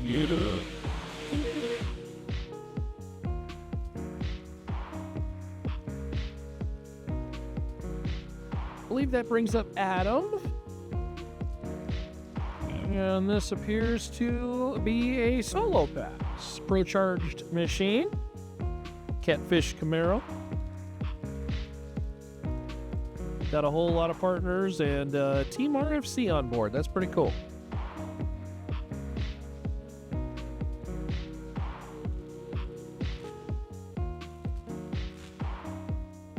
out of Missouri, a Missouri runner. Simply put, this is a freebie run. It is perfectly legal if they just wanted to stage the car and just take a slow run, but judging by the burnout, that is not what's going to happen here. Grab some data, and you know what? It's fun to go racing.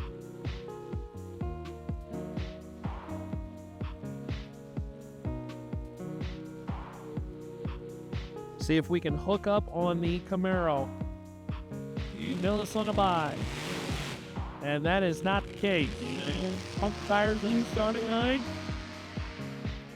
Left 76 green, 733, 129. But again, wins it on the freebie by virtue of staging the vehicle. True Street. Again, we need to have you to the lanes, please. True Street.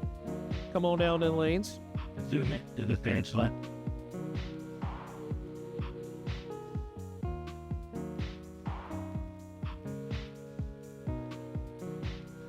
The next pair pulls into the water box. Mark your phone up root box.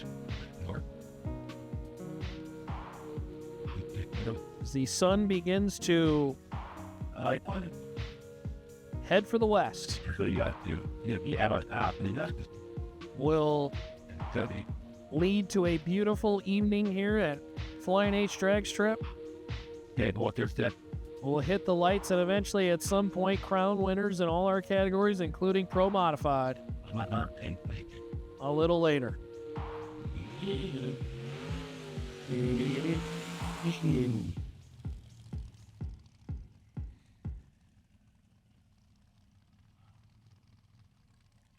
Craven Moore. At some point we'll see Craven. Those were pretty impressive burnouts there. Craven over there in the Gears Unlimited left lane. Back that race car up, and then, gosh, we had the name on the Corvette. Again, this is such a unique category, that Outlaw Small Tire. The tire categories have really caught on in popularity over the last couple, say 10 years, where you go racing with different kinds of setups, but restricted based on certain things like slick size or where the wheelbase is, and particularly in this Outlaw small tire category that is run here at Flying H. They have an Outlaw Pro Street, which is heads up and qualified. The larger 34.5 slicks are the maximum. You do have the different bore space ruling that changes the weight of the vehicle, whether it's a small block, a big block, etc. 3 drops and away we go. And this one is all over on the starting line. Craven Moore, 432, and look at the mile an hour, 182. Oh my goodness, Craven Moore. And we'll be on a bye. Finishes up the burnout. Heat the tires. Put some rubber down. Bring it back. Get it up in RPMs. I believe this is a nitrous assisted machine.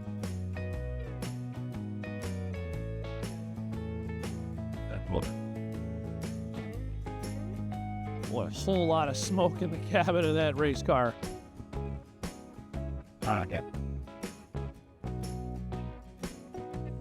There's the purging of the nitrous.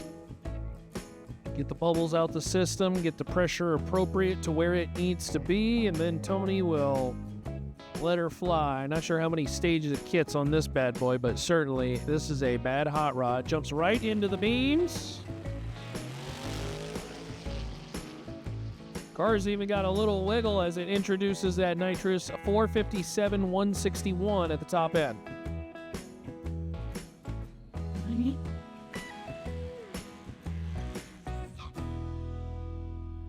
Says Scarlet on the side of that car. I'm not sure if that's a family member or the name of the car. Either way, the machine's going to the next round. Here in our limited street. Again, we need to have 580 index and 650 index. 580 index, 650 index. We will take you to the lanes, please. True Street, you should already be there as we are coming to you next after limited street.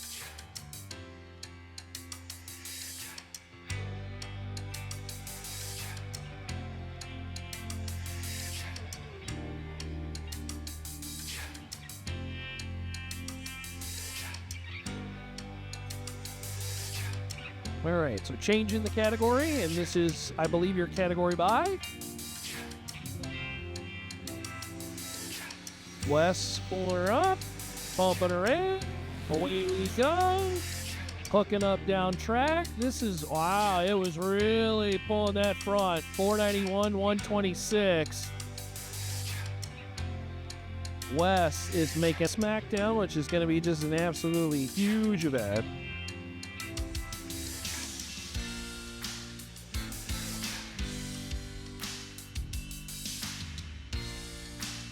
Limited Street comes to the starting line. True Street.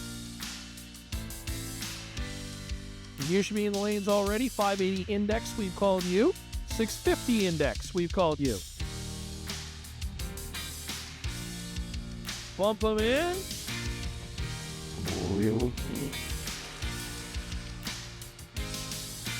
Well, Kent's car gave way right off the line. 521 at 138 for Darcy, and Darcy will win the round in the Battle of the Fox Bodies, as unfortunately Kent's machine, no good, and he is pulling over, it appears,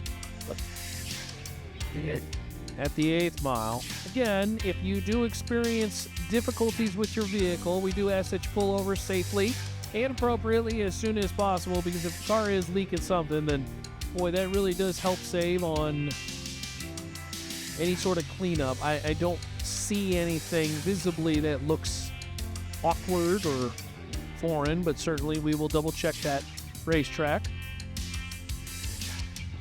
Yeah.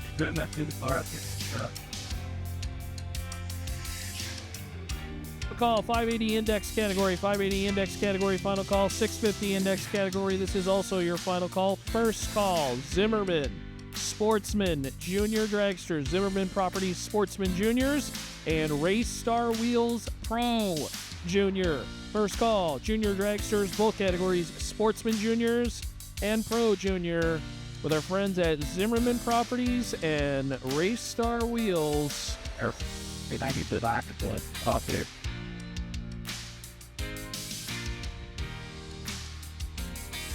I will notate Junior Slammers. Junior Slammers, please hang back. Hang back, Junior Slammers. But Zimmerman Properties, Sportsman Junior Dragsters, and Race Star Wheels Pro Juniors, we would like you to the lanes, please. 650 index, 580 index. Your final calls have been made.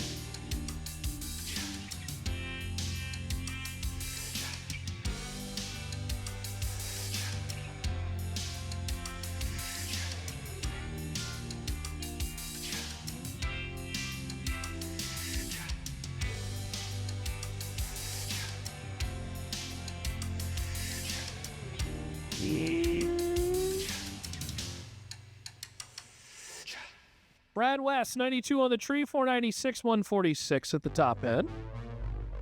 I need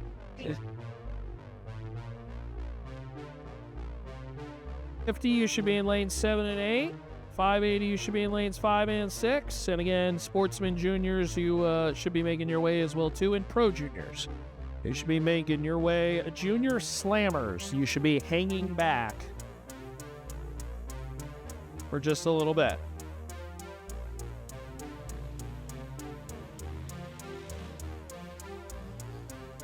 As we continue on with Chevrolet and Ford.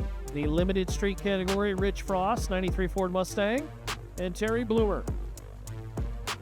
Bloomer in the Camaro.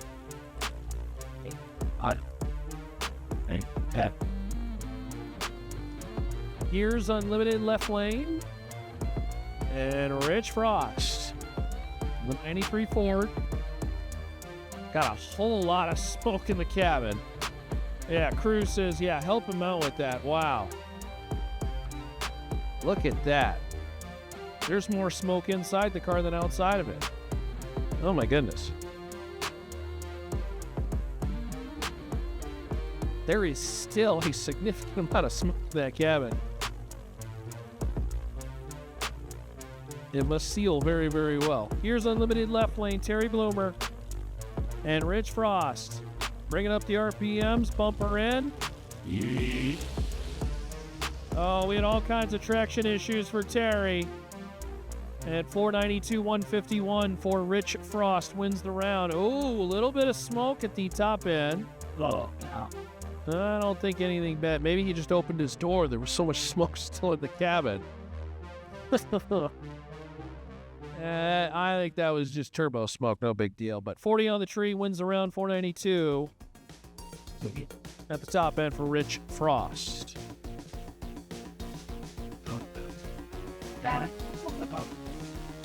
I don't need stick. Get burnt. So again, Zimmerman Properties, Sportsman Junior Dragsters, Race Star Wheels, Pro Junior Dragsters. You should be making your way to the lanes, please. All right, this is our individual who's working on a world record.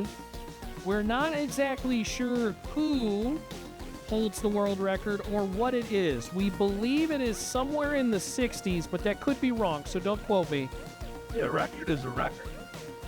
Paul Kelly. Here's In the mid-90s, Ford, the Mustang. I always liked this body style of Mustang. I don't even know what gen. I want to say this would be the 4th gen. I could be wrong on that. Don't quote me. There are so many gens of Mustangs, unbelievable. Yeah, Camaros, gens.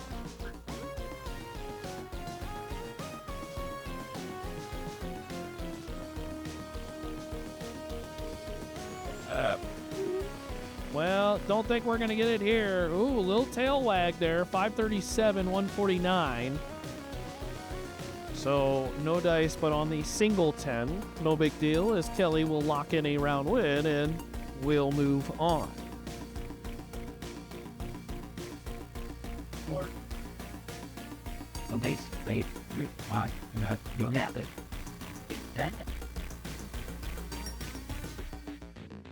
Lo and behold, more Fox bodies.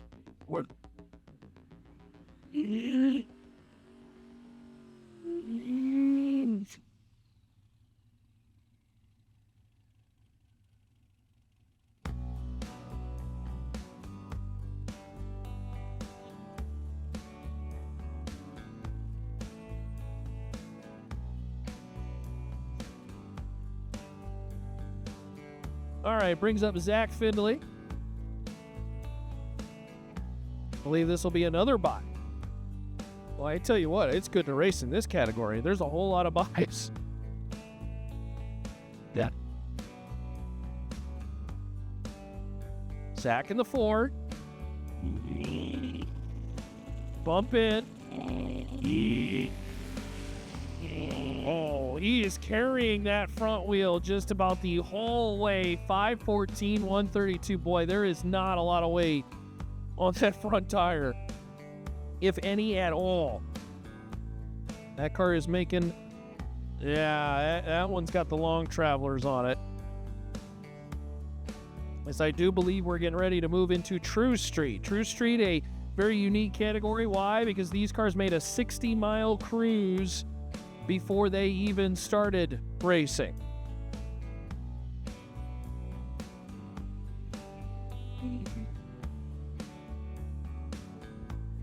The love truck. Get it started here in the NSK lane. That's Joe Thomas over there in the left lane. That's a Zephyr, correct? Doesn't say up here, but I think it is.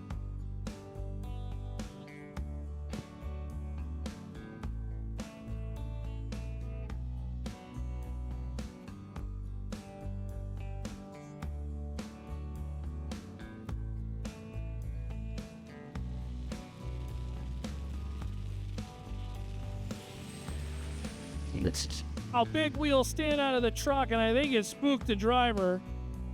And it gave Joe Thomas all he needed to go around. Joe wins the round, 546 at 128. Better reaction time out of the truck, and it really hiked them wheels up. Yeah, that's the one that's a bit more. That's a sweet love truck. Drone flying around, providing some awesome shots here at the Midwest Racing Series. That drone. Yeah, I'm not having luck. Pillowing out of the new muscle machine, that would be Jared Aspegren and JoJo Thomas. JoJo, look at this machine. But he brought a wagon to the party. I tell you what, the drag and drive wagons are bad to the bone. They're a fan.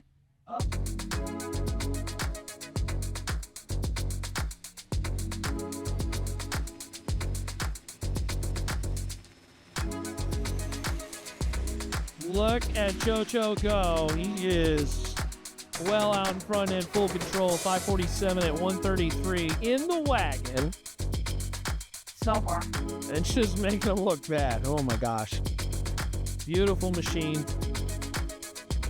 And a whole lot of space for everything. Your cooler, your fishing poles, and a whole bunch of round widths.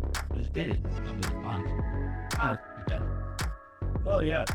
As True Street continues on to a little bit of cleanup on the starting line. Again, we have called Zimmerman Properties Sportsman Junior Dragsters a Race Star Wheels Pro Junior Dragsters. See, these stripes like all the good. Nitrous. Danny Tellman and Michael Roberts next up. As we've been talking about Roberts in this machine, this is a beautiful car that's got all kinds of stuff going on. We got the kind of cut through with the yellow accent. Is that? I'm not even sure if that's the accent color because there's a whole lot of flames and everything going on. And Danny Tellman, 1968 Chevy Camaro. Tellman had traction issues off the starting line. And it will be no dice. Michael Roberts, 596, 997 miles an hour. That didn't seem like a clean pass from Michael Roberts, but Danny Tellman spun the wheels on the starting line, and that cost him his race. As Lauren Brown now in the nitrous-assisted Ford Mustang fires up the burnouts here.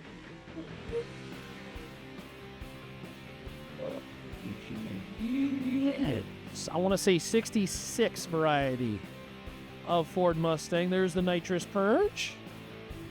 Want to make sure there's no bubbles. Want to make sure that pressure is good, because when that pressure is too high, really bad things happen. Now moving to an index category, 580. The number up on the board.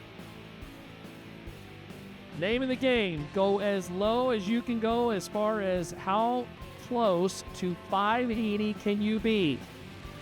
Don't go red.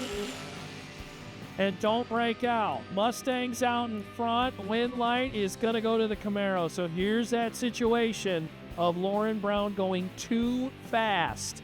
576, that is a breakout. And your Camaro wins the round. As Tony Johnson and Gene Eggle come to the starting line. That's one of those where you're going to want to kick away at the top end, but, I guess just didn't have the opportunity on that one.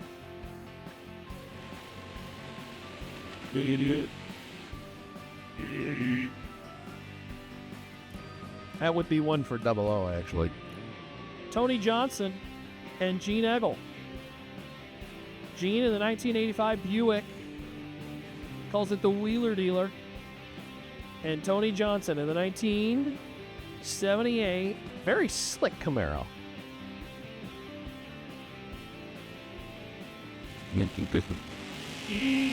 Wheels up a pair. 580 the index. Wind light top end. It will. Wheeler Dealer breaks out by a thou. Tony Johnson, 584 with a 5 for the win.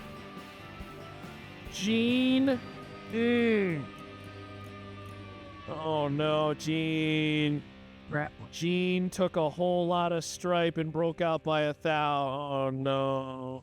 Junior Drag.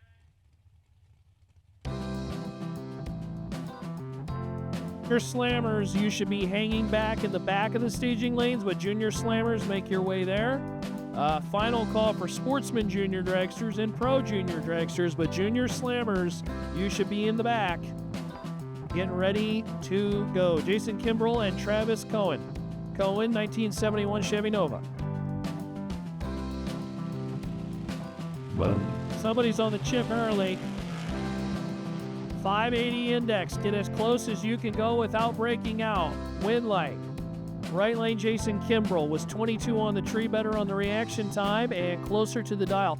Fun fact, if you cut a better light and you run the closer number on the index, you win that race 100% of the time. Wow, this looks like a round at a Super Gas. Super Gas Vega, Super Gas Challenger. Gonna go side by side in a category that is basically set to be run in Super Gas 580. Beautiful Vega.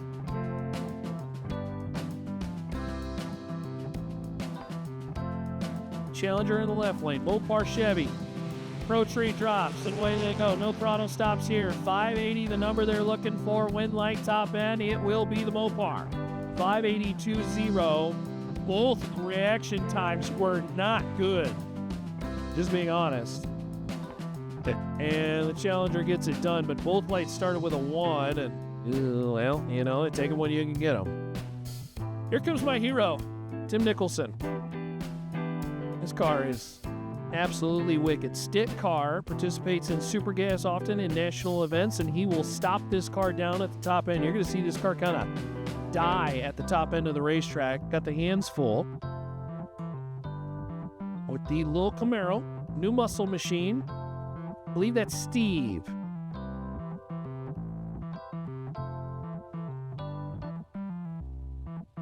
Nicholson will go wheels up and shift the gears. Stick car. Camaro's got a stage, and he did not do it in time. Nicholson's going to get a freebie. 581.3 at 100 mile an hour, and Nicholson, I think, wasn't expecting the timeout, but that timeout was pretty obvious. He had to have the Camaro stage, and if you don't get it in, unfortunately, no dice for you.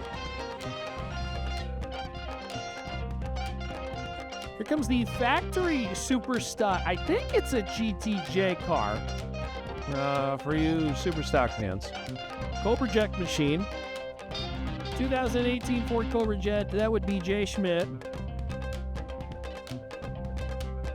A couple Fords at the starting line. Don't have a name in the left lane, but gosh darn it, going to try to run that 580 number. Hey, juniors, you should be in the lanes now. Junior slammers, you should also be hanging back in the lanes too. Junior slammers, if you're not there, you should be back there.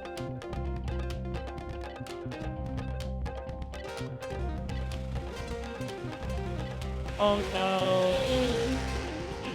Well, old Betsy jumped the gun over there in the left lane, and so Jay Schmidt wins around 579 for the W.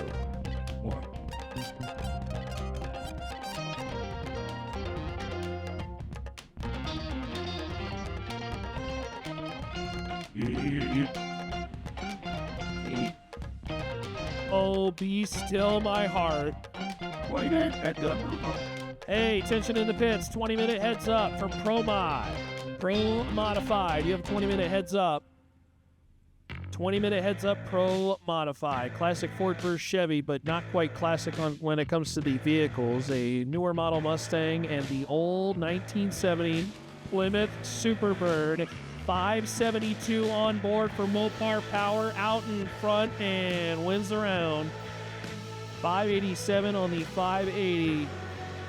Was talking to Ricky about that car a little earlier. That is a bad-to-the-bone wing car. I tell you what, you usually don't see them wing cars out in action, but to see one racing, that is sweet. Plymouth Superbird running 580s with a 572 strap to it. That is awesome. Mega Block on board.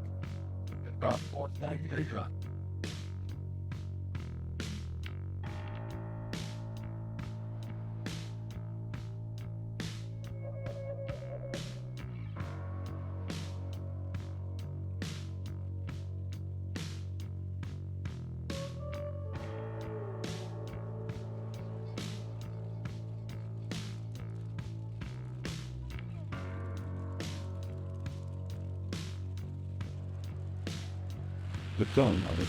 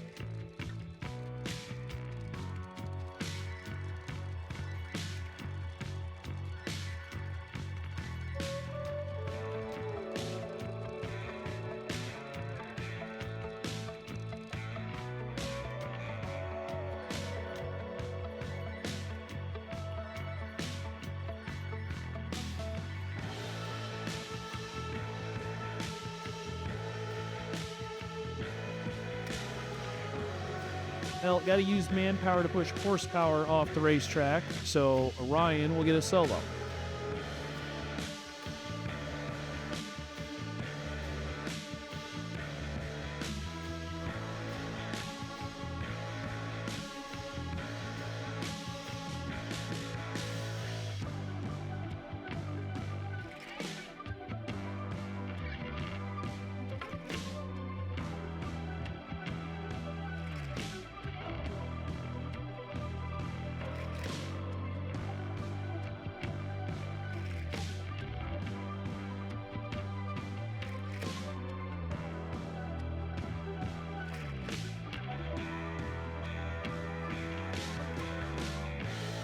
Okay, well, car just didn't have reverse.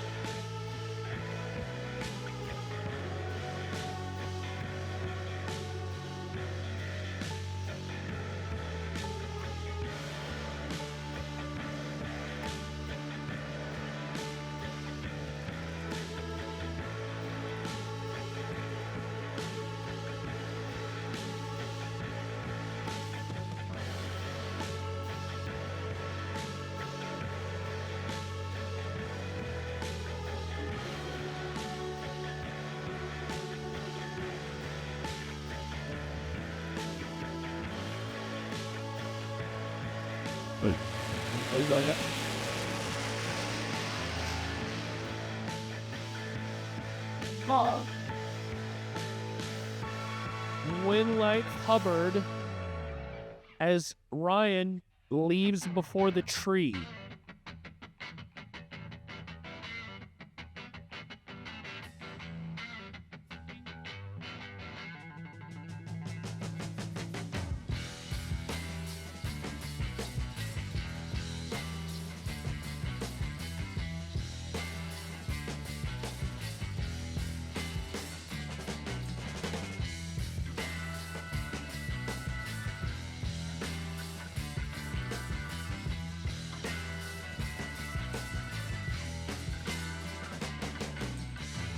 Getting into 650 index. Oh, an excellent wheel stand there for Brian Bird. Who wants stripe?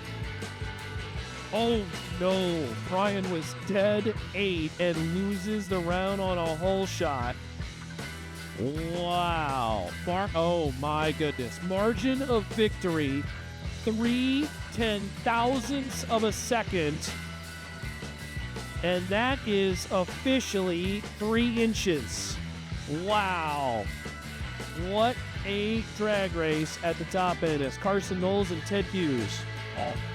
All junior category, this is your final call. All junior category, your final call.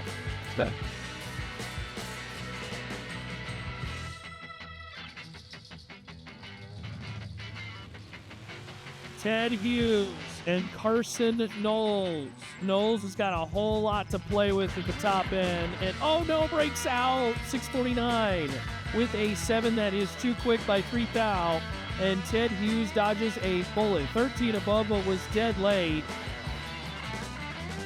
Carson took 93 at the top end, and 93 is way too much. This thing from Lincoln, Nebraska? Oh, this is a bad. Oh, I'll tell you what. Haas is a bad dude. Jan Haas in the S-Dive drove this car from Lincoln. Part of the drag and drive team. Win line, it will go to the Ford. 658 on the 650. Jan was a little late, but that's all right. Really? You think that's PB? 666, 104. Nicely done, Jan. They'll be happy with that time slip if it is. And he drove from Lincoln. That's cool. Love that.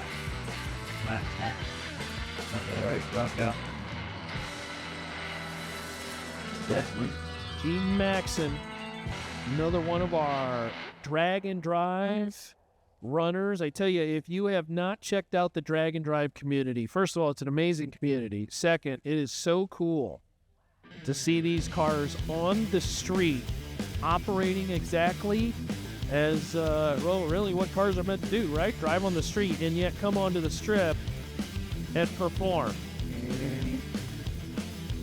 Keaton Maxon got to try to run down the Pontiac at the top end. Will not do so. 724 on the 650 for our Pontiac friend, as unfortunately Keaton bows out in this round of 650.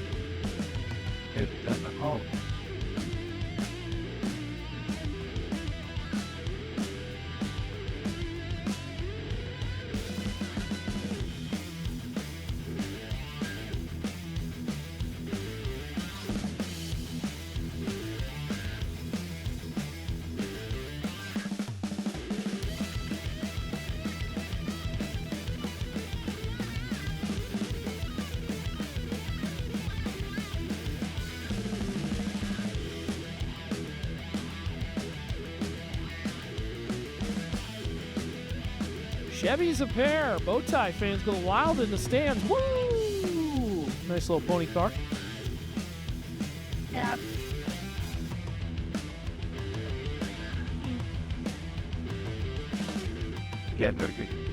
Nowhere over there. 650 the number. Gonna win the round. 661 on the 650. 60. They were nearly identical on the starting line.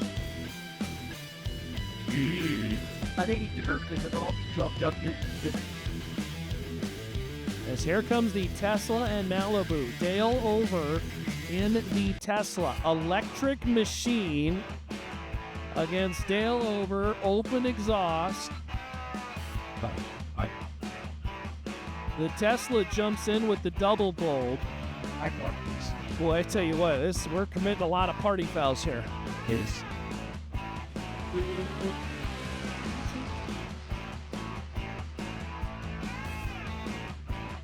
Wind light top end will go to the Malibu. 632 on the 650. That baby was booking it and wins it on a double breakout as the Tesla was trying to play that game of stay in front, and unfortunately on a double breakout, that's not going to pay off. John Landauer, and Rick Johnson.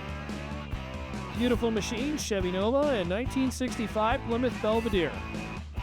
The Belvedere Fury satellite family, all done shared based on trim. Oh, this is a big reaction time advantage. And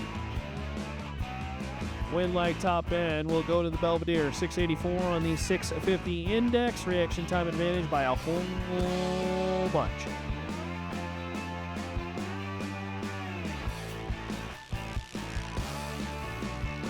Overly goes red, does not. 13 to 17. The age group for Pro Juniors. Hayden Duel. It's written in there, so it's 905.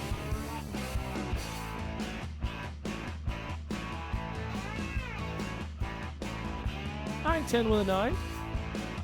59 on the tree. 905 dial. Lots of nines, lots of...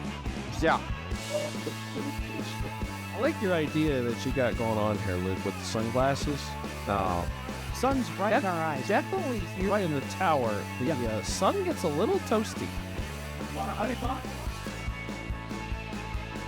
Kyrie's tree is dropping, and boy, that can be sometimes very distracting. So Kyrie over there in the left lane got to take care of business here on the starting line, as mom and dad give Kyrie and Carson one final fist bump and say, "Go get them, kids."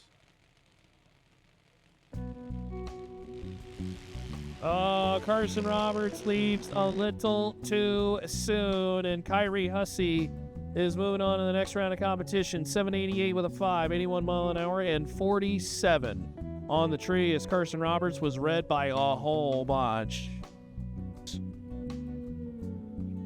Right there. Notice that when he came to visit us in Tulsa. Yeah, Eli is known for the crazy pants. He's got shorts versions. He's got long pants. It's crazy. Out of Firestone, Colorado. Or here. This is your preview. This is your live.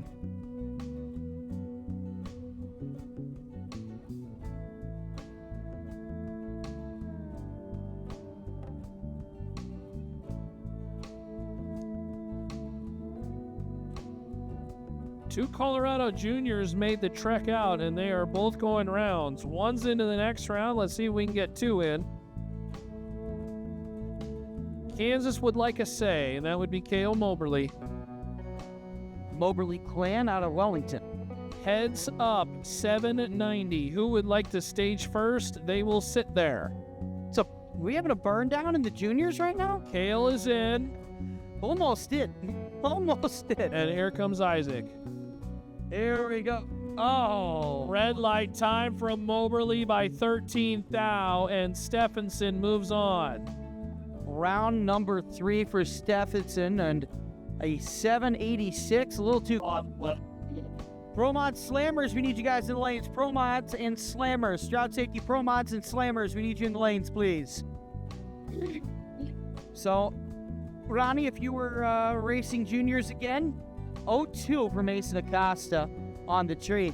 Would you be a electric junior or a Briggs and Stratton? I would be we'd be running to the dial and maybe notating staging with the sun really starting to, I think, affect maybe potentially the tree. That'll be something we'll watch in Pro Mod, because in that right side, boy, it is shining bright on our end. And Kesterson is not phased one bit. 792, and oh my goodness, Alexis Kesterson is 10 on the tree, dead 7 for 17 tumors. Well, I pulled those rules up. No points for junior slammers, just for the pro mods. Okay, gotcha. Kylie Blevins and Coleman Nation. Blevins, 790 the dialing. Coleman Nation, 793. It's not heads up, but it's pretty darn close. Someone's in big trouble on the starting line, and Coleman's going to take advantage. 796 with a 1 for the win, as Coleman 59 on the tree. As the crew starts to return, and the fans start to jump into the stands as Pro Modified on the way. There goes Moberly. Tyler Wells is on the way, and oh man, win light is going to go to Moberly. Tyler Wells. Oh, that's but yeah, what?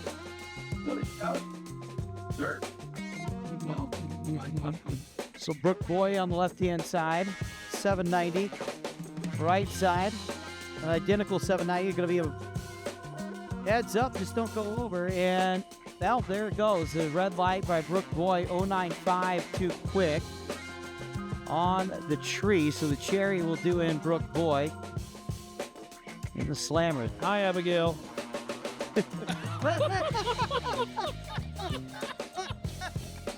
Lays response. I didn't anticipate that. Oh, she can't. And hey, you know what? She's good enough. And we're going to start things off. One and only Chris Giuliano. He took out the Angry Bird in round number 1. Who's he got? Well, one of the hardest draws you can have. Ron Minix on the right-hand side. Minix. All left 8 miles. 3.72. He's nearly at the 8th mile. I mean, he's, 500 feet on the burnout there? Goodness gracious. Yeah, Ron Minix would like everybody to know that he's breaking in new tires, and he would like to go 200-plus mile an hour on him here and take a round win. He has about a 10th on Giuliano. We talked about this in the, teaser show, if you will, to the round.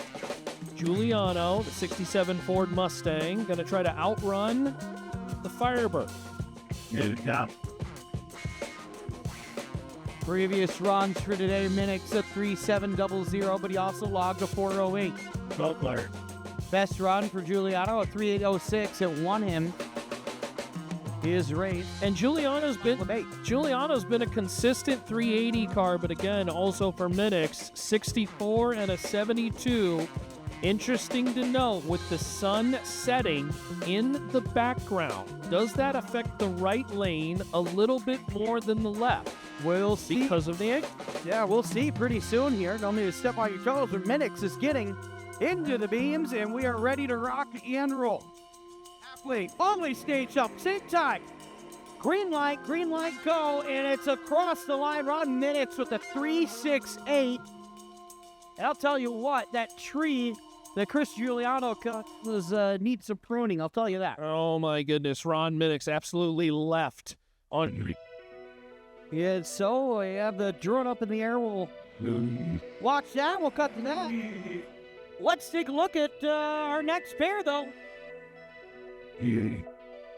On the right-hand side, Brian Lewis, Grumpy, searching for the 6s. I tell you what, this is about as effective, as close to a bracket car as Grumpy has been. Hasn't thrown a fit all weekend. Brian Lewis has that thing on a rail, but can he take on Dennis Hagedorn? Brian Lewis, 370 with a 4, 371 with an 8. That is consistent. Hagedorn sped up 4 hun from round 1 to round 2. However, going to have to pick up way more than 4 hun or see Lewis stub his toe. Now, that right lane was very good to Ron Minix in that opening session. So we will see how it pans out here, as Hagedorn is going to have to be good on the light to outrun the Willies of Lewis. Lewis in round 1 of qualifications last night, 3.70 and a 4. Came up today in the sunshine, 3.72 this morning. In the rounds 1 and 2 of qualification, we will see what he does.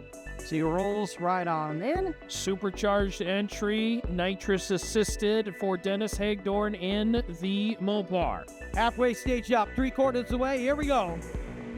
Double greens. Lewis comes out to the early lead, but can he hang on? He can. A 3.72 for Brian Lewis. Hagedorn a 3.86 and a 9 at 192. Lewis held on. Look at the short number there, a 94 at the 16 and 98 for Dennis Hagedorn. Lewis never let up on it. I tell you what, Hagedorn improved 3 hun. That's a solid. What's his name again? Do we know it? I think we might know it. It's Keith Haney. It's Keith Haney. It's Keith Haney. Shocker. Haney picked up nearly a 10th from session 1 to 2, 387. And look, as the number 11 qualifier, I said it, that this is a dangerous number 11 to be coming out the weeds there. 378 with a 4 at 200 mile an hour in the previous session, and has all of about 3/10 on Roberts. Roberts has not gone below a 4. I said, hey, you know what? I've seen Wayne Roberts pull some rabbits out of his hat. By the way, sometimes it's on your side, you know? Right lane is 2 for 2 so far in this session as Keith Haney purges the nitrous. That is that borderline 15 feet high. That's a huge purge. Huge purge. Ladies love the purge, as Haney will stage it up, looking to go 3 for 3 in the right lane. And he's going to break the beam. There he goes. Halfway staged up. Free stage, full stage for Roberts. Here comes Haney. Is Roberts going to be the first one there? He's close. No. Keith Haney takes it. 1/10 of a second. It looked for a second like Wayne Roberts might have hung with him, but Haney gets him with a 3:72 and a 9. Haney was first out to the gate by 10 thou, had the better 60-foot by 2 hun. That was actually a really solid run from Roberts, one of the better ones of the weekend, 389.11. Let's give a little bit of an applause to Mark Mickey for good sportsmanship, waiting, shut the car off, and said, figure it out. We'll see you on the starting line. That's one of the great things about the racing series.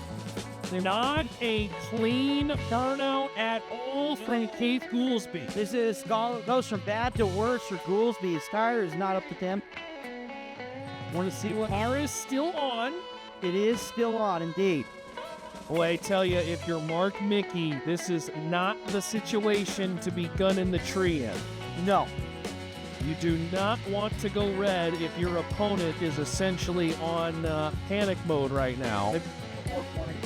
Attention, attention, attention. Champion Autolist Pro 420 to lanes. Champion Autolist Pro 420 to the lanes. Yeah, no, that's not what you want to be doing, and I think Mickey is too smart of a racer. Mickey is lined up really left. A lot left. Look at where the tire is. His tire is almost in between. He may still be in the groove. I can't quite see from this angle, but boy, there's a whole lot of stuff going on. It's a lot left. It is a lot left. He is very left of the groove, certainly leaning hard at the least amount. He's got an opponent who couldn't get it started and could not do a burnout. He's running on a new motor that's certainly puffing smoke. And a date with Brian Lewis on the line. Could there be any more intrigue as our pre-stage beams have been broken? Staged up, left, waiting for Mickey to stage up right. It's huffing, it's puffing. Green lights, and Goolsby's slow, and Mickey is fast. A 7-0, and oh, no! That's a lot of smoke coming out of the right side for Mark Mickey. Mickey's motor may have let go. May have it at the end. And I don't know how many motors they got left. Well, but it may be time to break the cherry picker out. Did you pack 3 motors? Oh, my goodness. Gracious. There is a lot of lingering smoke at the top end. We cannot see the cars. There was one car that just made the turn. Under half an hour. Yeah, I mean, they had the new engine. All right, well, ladies and gentlemen, Mike, I don't want to tell you to shut up, but we got racing to get into, baby. We got J&A Service Funny Car, Mark Billington, and Steve Macklin. I'm telling you, Ronnie, this one is going to be lit. We're down to 3 and D. Winner of this one faces Lance Van Houen in the finals. Yeah, this one's going to be interesting. Macklin operating out of the right lane. That right lane has been good to horsepower, but Billington has been, how should we say this? A strong runner and growing stronger. Jeremy Maples, top dragster. Jeremy Maples, we are looking for you. This is your final call. Jeremy Maples, you need to be in the lanes now. Jeremy Maples, you need to be in the lanes now. We're the only car that we are waiting on. All right, Steve Macklin, right lane, the B&J transmission machine. Yes, yes, yes. The defending champion. He's earned his stripe right now. Green lights up. He goes, this is close. Macklin across the line. He'll take it by 0.9 seconds. 27 feet, the margin of victory. The distance of victory, rather. Margin 0.9 seconds. He runs a 3:65.6. He's on to the finals. Billington with a very nice lap and an even better light was 22 on the tree, but not quite enough to get there as Macklin uses, simply put, horsepower to pull away from Billington for the win. And how about that? Billington with a 3:09 .767 run, which is honestly not that bad of a run. Not too shabby, but it's just not going to get the job done when you're up against a defending champ. That was a good one. So Macklin to the final. Will race Van Hauer.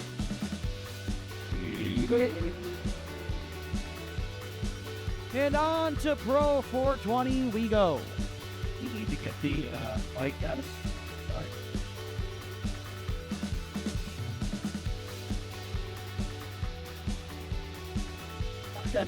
Daryl Hubbard and James Ogden. You're up to that one.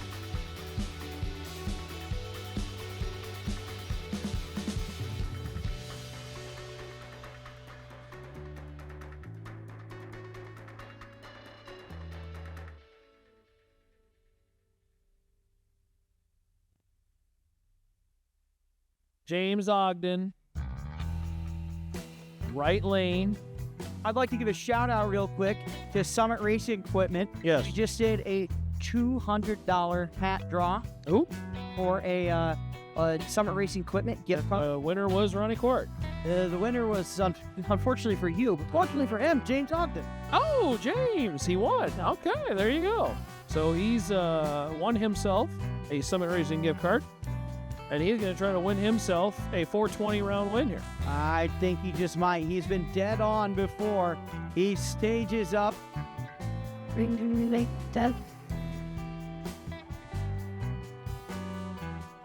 That don't need to make sense. No, he got a red light off the jump. And the cross line, Daryl Hubbard runs a 421 in the 2. Well, it. Oh, but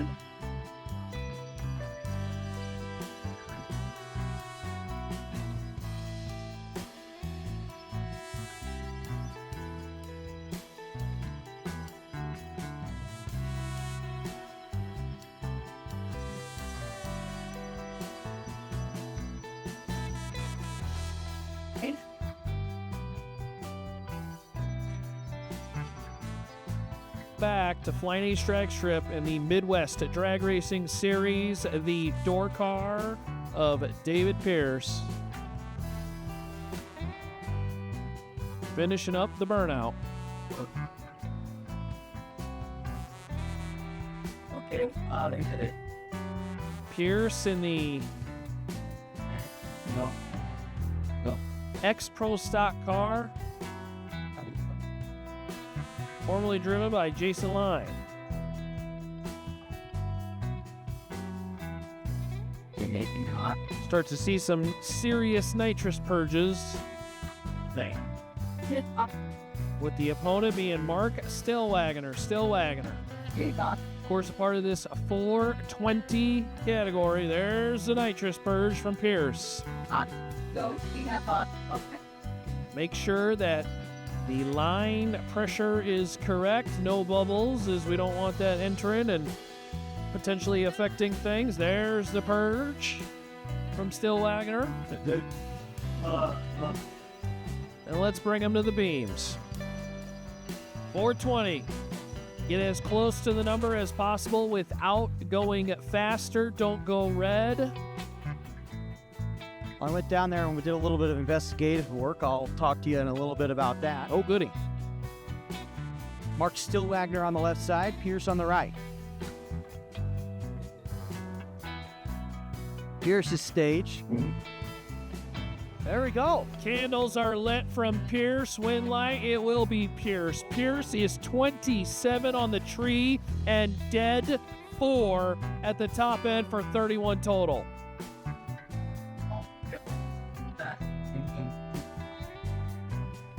So I went down there, Jessica Ogden recorded video of that, the lighting incident, and talked with a little bit, but we do have basically a slow-mo video of it, thanks to the steady camera work of Jessica. So, Jessica, you're great.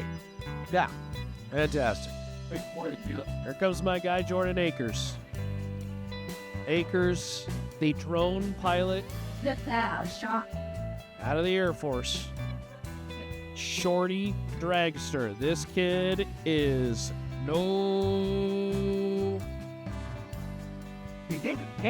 Yes, he is. I was going to say that he is no stranger to the big money racing. Akers still trying to get the dial in. It is, difficult to see the dial in from Akers. The dial in board is not very lit. Blue doesn't exactly fit very well as we now throw dial-ins on the board for Top Dragster. Part of the reason that is that blue has the widest wavelength of light, so your eyes can't actually focus on blue in the same way they can focus on like a yellowish, greenish color. Okay, optometrist Luke on the Physics. Physician Luke. Okay, all right. Are you a doctor too? Physicist. Physicist. Come on. All right. I did sleep at a Holiday Inn. That's why blue neon signs are often fuzzy. Here we go, ready to rock and roll. Oh boy, Jordan Aker got lucky on that one as he pulled the wheels so hard he had to get out of the throttle, but red light time by 7 thou from his opponent, and Jordan is 29 on the tree for the win. Simply put, had to go green and won the race because of it. Yes, indeedy. Yes, indeedy. That's a 007, a little James Bond on the side. Jeremy Maples and Bryce Mickey. Bryce Mickey having an ish.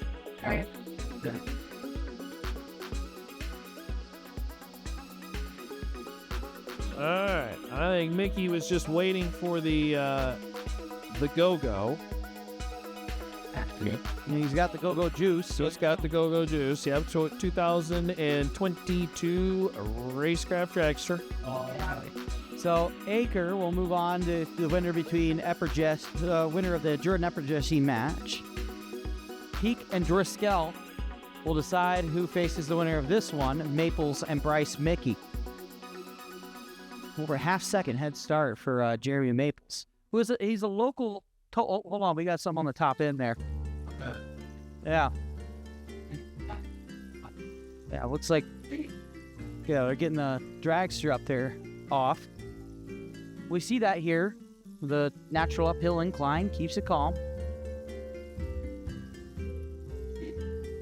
Righty.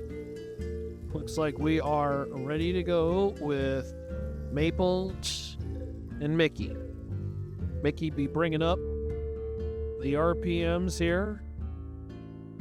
Let's start the car first, and then we'll get to the starting line.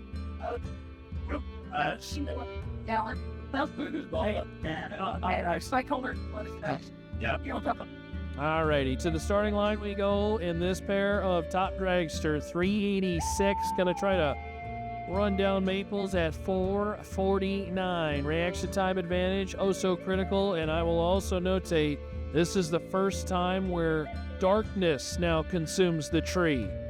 Could lead to a lot of red lights. Indeed, the advantage of the sunlight is no more as we see two greens. It's going to be a chase. The race is going to go to Jeremy Maples. Maples going rounds, and I don't want to bring up the C word too early, but I'm telling you, it's a championship kind of resume he's building to start this young season. He's already in the semifinals. He won last race. Jeremy Maples making a statement. Really impressive run from both sides. Margin of victory was 11 ten-thousandths of a second.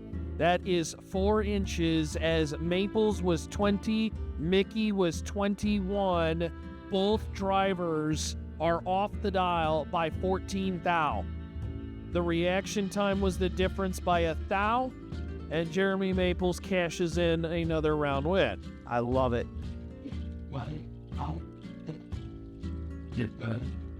In that case, 34 beat 35.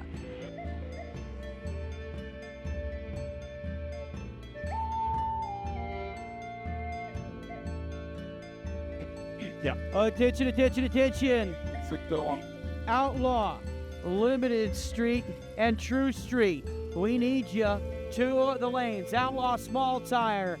Limited Street and True Street. We need you to the lanes. 580 and 650. You're on standby. Think of it. We have like a minute break.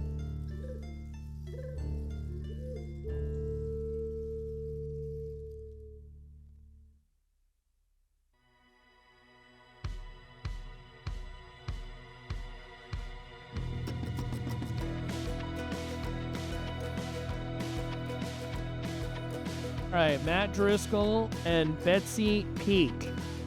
Yeah. Matt Driscoll, engine builder, very talented runner. I believe out of Nebraska. Could be wrong on that. Could be Kansas. Betsy Peak, Gymnastics school teacher for Betsy Peak. out of Colorado, 377. We'll try to run down Driscoll. Here we go. Leaving off the top bulb. They are separated by 2 thou. Wind light will go to Driscoll. 443 on the 442, 18 above for 46 total as Betsy Peak. And how about this? Driscoll will go up against Jeremy Maples. Yeah. What you're, we're down a lot. Attention, attention, attention. We need Outlaw Small Tire, True Street, and Limited Street to the lanes. We need you to the lanes yesterday, basically. Now, yes. 580 index, 650 index. You are on standby. So Jordan Epper Jesse on the left-hand side, out into a 430. Tim White on the right side, a 446. All right, well, if you are... if you're missing a card of some sort, come describe what kind of card you're missing, and it's yours. Green lights and away we go. Let's take a look across the line. It's going to be a win light for Summit Racing Equipment, Midwest Drag Racing Series, where we have fun.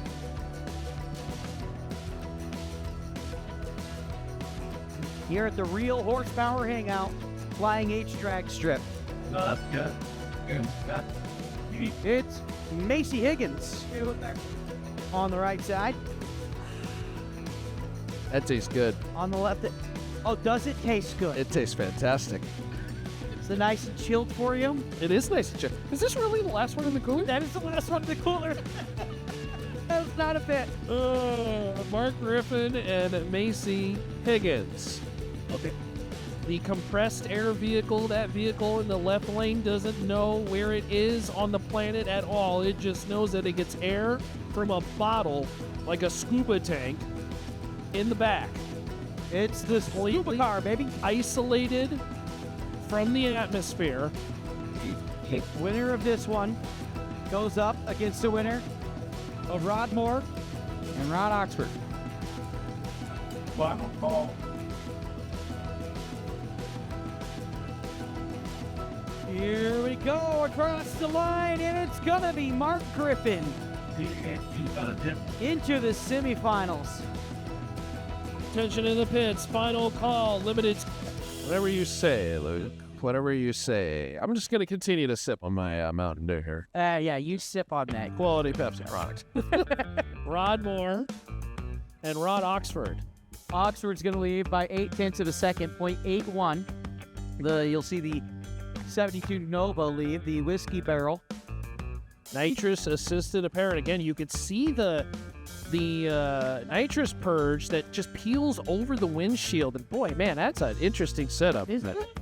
Makes for a cool photo, but also if it fogs up the... This side make on like Need for Speed Underground. Yes. Yeah, you gotta make it look cool. Yep. Rod Moore has been a very difficult door truck to beat. Oxford got the hands full.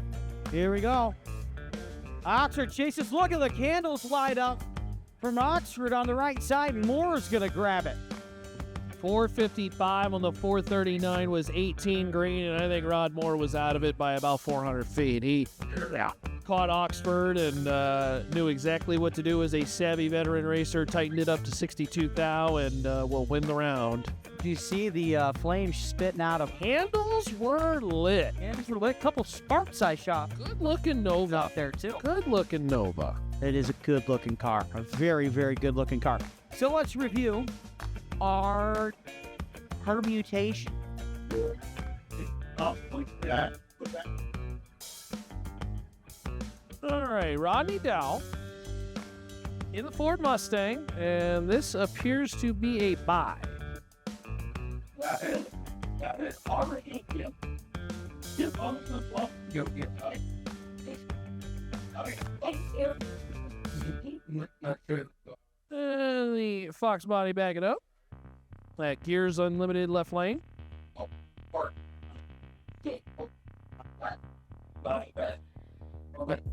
I'm going. You're I double back. Backward. Go. Oh, wait. Oh, don't wait. Okay, I'm fine. Don't worry. What? All right, so Rodney in the buy. Ford Mustang.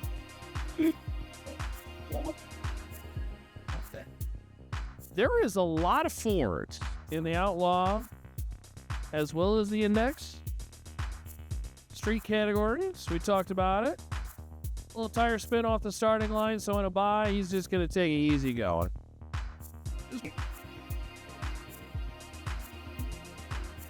All right, going to get a good look at the Camaros a pair. Different generations here. Blaine Hill and Adam Phillips. Adam, Missouri. Catfish Camaro, as it is cleverly nicknamed, because to the front of the view, it kind of looks like a catfish. Believe this is still our Outlaw small tire. It is round 2 eliminations.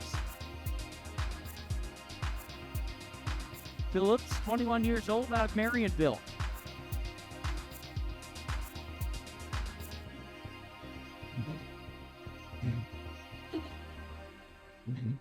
Blaine Hill. We've had some starting line, I wouldn't say issues, just troubles at times. Hiccups is a good way to describe it for both cars. See if we can get hooked up. Big bang in hell. Side.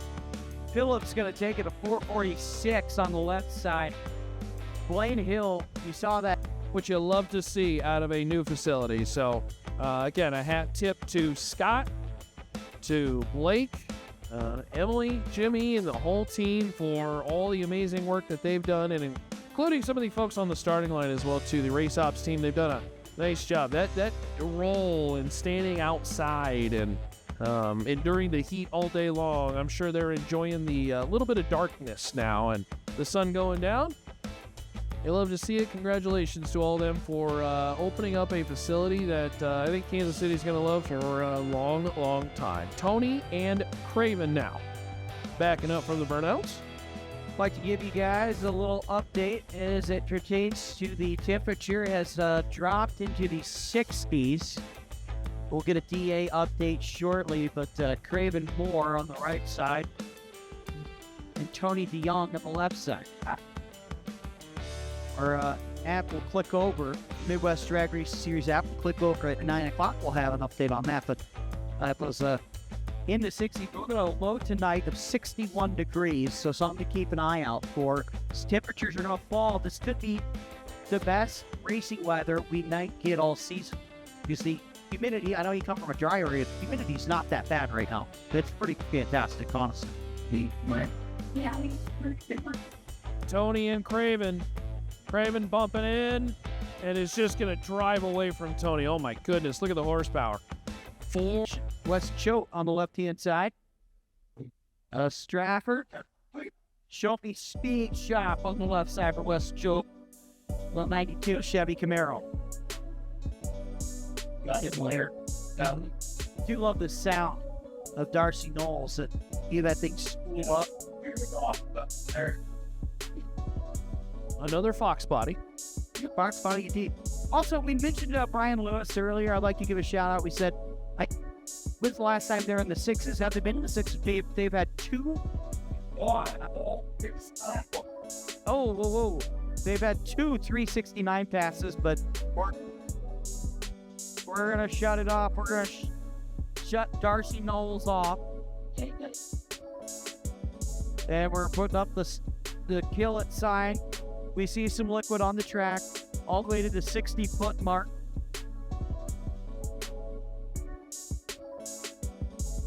Darcy Knowles is leaking post-burnout.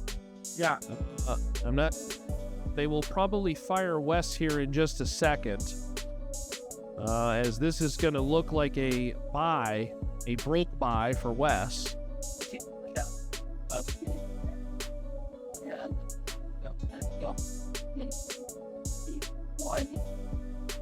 So Darcy Knowles backs out. Yeah, you can see the liquid of some sorts out there. Thought it might be water, but we're not entirely sure now.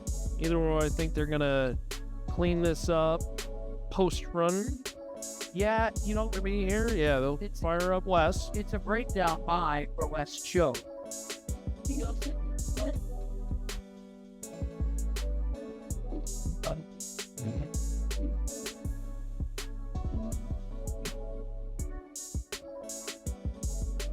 So Wes bumps in, accepts the tree, accepts a round win, and nice little A to B. Best there, 480 at the top end as the Gears Unlimited scoreboard lights up 87 on the tree at 138 miles an hour. I think we took it to about the mile-an-hour cone and said, that's good enough. Great camaraderie. I just saw up in Montana, there's a big sky race week now, too, which is super cool. So, yeah, love it. Later this year, maybe next year, I'll find you guys out on the track.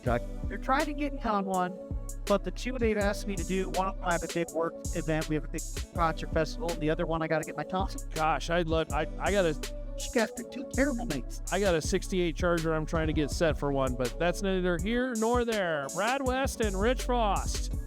Side by side. Good little drag race win light is going to go to Brad West. West was 10 on the tree.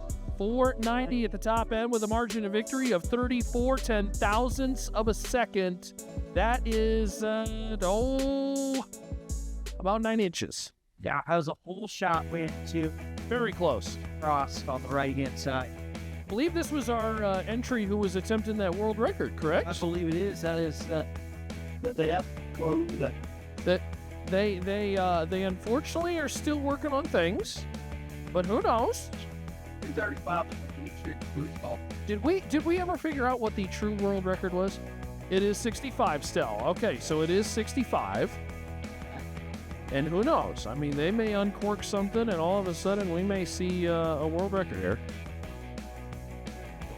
All right, so Bill Hart pulled Donald Kelly in. And Zach Finley in the left-hand side. Red Hot Scouty, you know these teams? Oh, these guys pretty well known. Yeah, I do, man. I actually hang out with these guys all the time. I believe I know Zach for sure. Actually, I'm pretty sure both these cars are small block Ford Mustangs. They are not LS cars, believe it or not. Small block Ford power coming in to the beams right now. I'd love to see it if you're a fan of Blue Oval.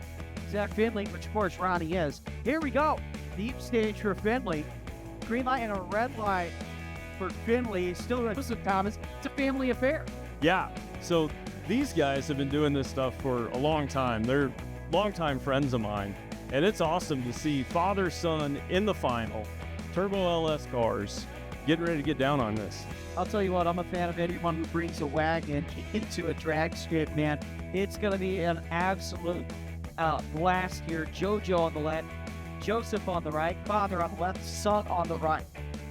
Here we go. Yeah. So Dad is actually 1-0 against Joseph. Also, this is a grudge race, guys. Could be a time. Wheels up in the wagon, man. Look at that. Oh, and they're down. They're getting low. Oh! Dad pulls it off. 541 to a 521. He just made his son 2-0.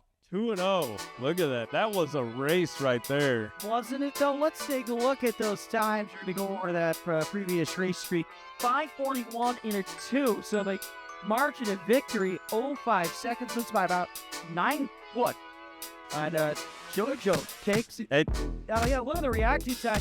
Got him on the reaction time. Yeah. Wait, JoJo. Joseph on the right with the 128.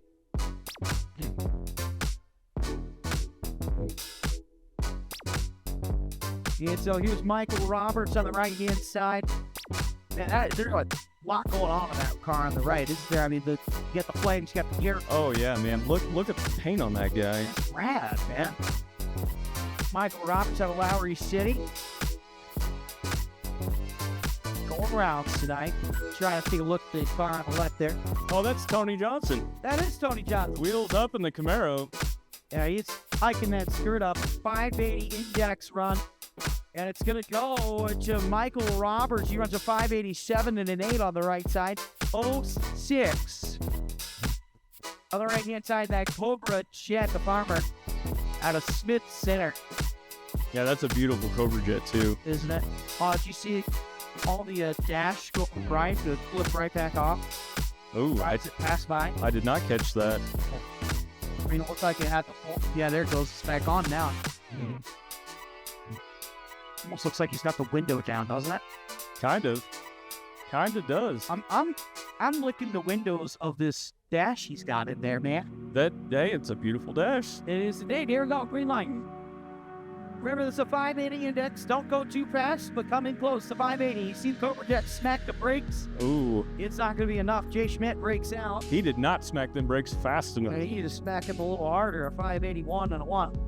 Don't let the uphill do the braking for you. He needs brakes well before that. So, To Camaro. Dick Shift Camaro. Yeah. Oh, guys, we got Curtis Wells, the freight train, over here in the left lane. This is a Turbo LS combo. So Turbo LS going up against a stick shifted Camaro. There we go.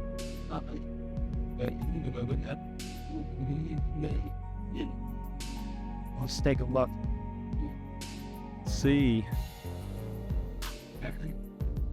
Roll through the beams on the burnout, then I'll back up. And Nicholson's not wasting any time. He's already free. He's ready. He's ready. No, he's like, yeah, I've been here before. I'll be here again. Let me show you what. He wants to dump that clutch and grab second gear with the wheels in the air. Yeah, he does, and he just might. There we go. Yep. Wheels. Oh, but here comes freight training. And he freight trained too much. It's too quick. There's a speed limit on them there tracks. It's 579 and an 8. 2,000 too quick. That's a tough draw. Tim Nicholson, 592 and a 7. And that's the ultimate insult is Tim Nicholson was well off the index. So, you want to talk about a car with the windows off. How about the Super Bird? Oh, I tell you what, man. I saw that thing in the pits earlier today. It is beautiful. You should see, I mean, it's beautiful under lights, but to me, when it's in the daylight, that shade of pink, which is a bold choice, but it works so well. That shade pops. It sure does. I say a bold choice just because I'm not sure how many cars I've seen in that specific shade at the drag strip. It's a very unique color. It really is. You probably don't see too many of them. Oh. But it works really well on that car. It does. The sexy, crazy girl sticker on the back. The decal on it. Ricky Howard down at Higginsville. I mean, we're talking 8 miles just northeast of here. Yeah, correct. He's going to have a short drive home. Indeed. Pair of green lights. We're going to see that 580 across the line. It's going to go to the Super Bird. I love it. 582 and an 8 at 120. 1 by 41 feet or 0.3 seconds. It's kind of funny because you see 0.3 seconds, you're like, oh man, that's a little. You say 41 feet, you're like, you might as well 1 by a mile. Right. Oh, we got Colby Majors over here on the right side. Going up against Chad Hughes in the Camaro, the 68 Camaro. Hughes is coming to us out of Nebraska. Did you get a chance to see this Camaro on the left-hand side before the race started? I did not. So this, I mean, there's show quality cars and then there's show quality cars. Like, I could not find a speck, a smudge. I was afraid to touch the darn thing. He's going to take it out with the drag strip and win another round. Yes. Yeah, he did. See, 664 and a 3 on the left-hand side. Hey, as a reminder, we need the Zimmerman Juniors, Sportsman Junior to the lanes, Race Star Wheels Pro Junior to lanes, and the Junior Slammers to the back of the lanes, please. Thank you. And so our next pair comes on up. What are we looking at here, Redhead Scotty? We've got a Mustang over here in the right lane. Yeah. Nope. Well, Yeah. we had a Mustang in the left lane, too. Oh, that was not a Mustang in the left lane. Oh, no, I was trying to make it a joke, but I overanalyzed not having. Yeah, technically we still have a Mustang in the right lane though. Yeah. I wanted to say we had a car in the left lane. Yeah. It was a fair. Yeah, that's what I'm saying, though. He had a fair treat.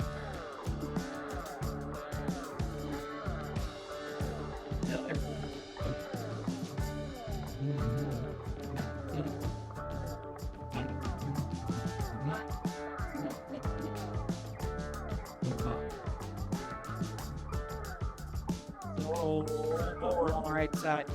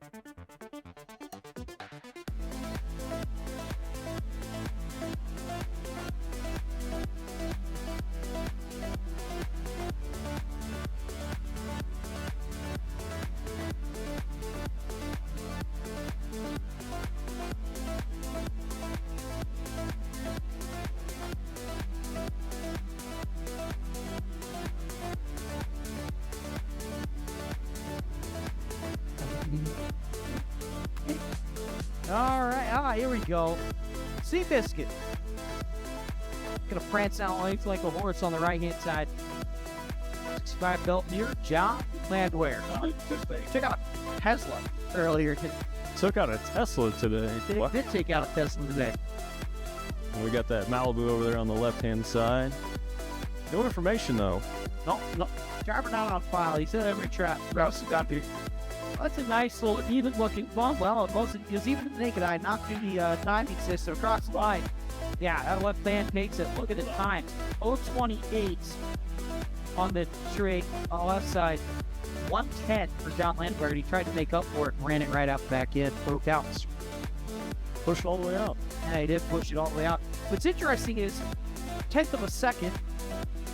15-minute heads up for Pro Mod. Stroud Safety Pro Mod, 15-minute heads up. Goodness gracious, 15-minute heads up. What I was going to say, though, is when you look at the 60-foot time speed, those, they're only separated by like 100%. Yeah, very little on that side of that. Yeah. All right, so we got Sobel Pass on the left-hand side. Yeah, and I do believe this is a twin-turbo GTO. A twin-turbo GTL. A good day for turbos, yeah. I'd still like the turbo drag you saw there. Oh, that thing is so cool. Hanging off the sides. Oh, it was a beauty. All right, we're staging up, ready to go to the Twin Turbo Pro. Come on.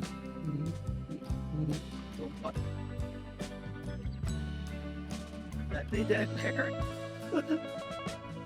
Get a GoPro. Safe travels wherever you're headed, to you and your crew. What's the next race week, the trip? So the next one I'm doing Rocky Mountain Race Week 1.0. All right, very good. Tell Matt, June, and all them I said hello. I will, sir. Thank you. Appreciate you, my friend. All right, junior dragsters on the racetrack now, and this is the future of drag racing. Yeah, see these kids in a couple of years probably running their own vehicles and such. Can't do it. There's another one of them Moberly machines.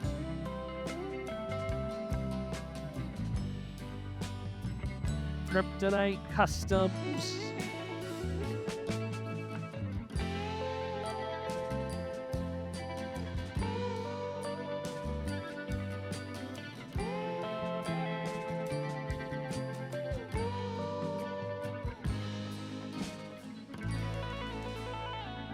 Heated door.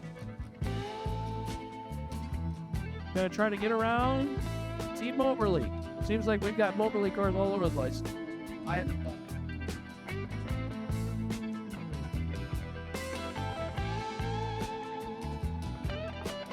909, the dial in for Caden.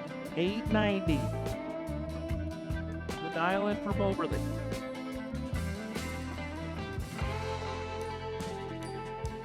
As they stage patiently. To the lanes, please. Stratsuki Pro Mods to the lanes. Slammers. Pro Mod Slammers to the lanes as well. Back of the lanes. Well, I carry. Yeah. Jimmy needs a microphone. Jimmy needs a microphone. Jimmy, you got a microphone. Come on. No, what is it you need to say, sir? Hey, don't worry.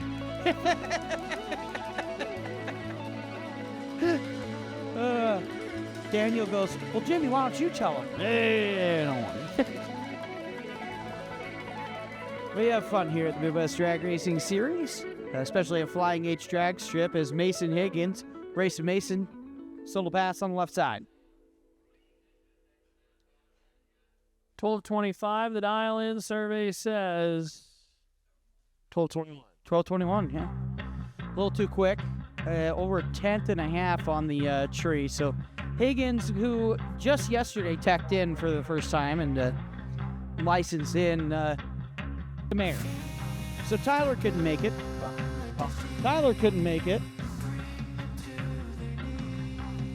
And Aaron goes, well, Olivia, if only I had somebody to race. And she goes, well, I can't race. I don't have my fire suit. And her dad goes, yeah, you do. Here it is. Go. Surprise, you're racing. Surprise. Oh, no, for you guys. You're in the Pro Junior round 3 of eliminations. Olivia, 798 the dial in, and Kyrie Hussey, 792 out of Denver. Yeah, a little bit outside of Denver. Beat Byers, Colorado. 600 separates the reaction, what would be the driver's reaction to green if they are both green. From there, it's all driver. So the 006 head start, it's going to come down to reaction times, Ronnie. We know that. How can we get this one, Brett? Mayor creeping forward. Here comes the tree. Oh, man. Red light time for Kyrie Hussey by a whole lot. Olivia run, but no dice here. 789. Oh, wow. 798 on the 798 junior dragster. It is, isn't it? Yeah. That'd be unburnt fuel hitting the exhaust as Acosta into the pre-stage. There it is. Your dragster pair. 3/4 set up. And all the way set up. Isaac Stephenson. Oh, Costa red lights it. Stephenson left the door open, but reacted over a tenth and a half green, and that's all it needed. 791 to the 4. Stephenson dialed in at 790, so, I mean, a pretty deep. You go get on Sunday, they could want to be back. Yeah. Yeah. And so let's take a look. We're deep staged for Presley Moberly. It's not on. There goes Moberly. Ever.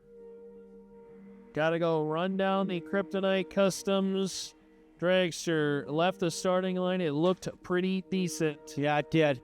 Win light top end. 49 on the tree and dead 8. Even better on the run. Well, you know, drag racing is just a straight line. It's a whole lot more than that. And if you start racing, you start to realize that very, very quickly. Very, very quickly. Yeah. That's what. Yeah.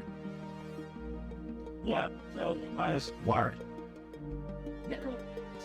Yeah, I can be all this, but then I lied. Yeah. Green lights a pair, and they are separated by 3 thou. Abigail trails, now pulls alongside, but the win light will come over here. On the right side. SK win 806 on the 8-0. And go goal for goal at the end of the year.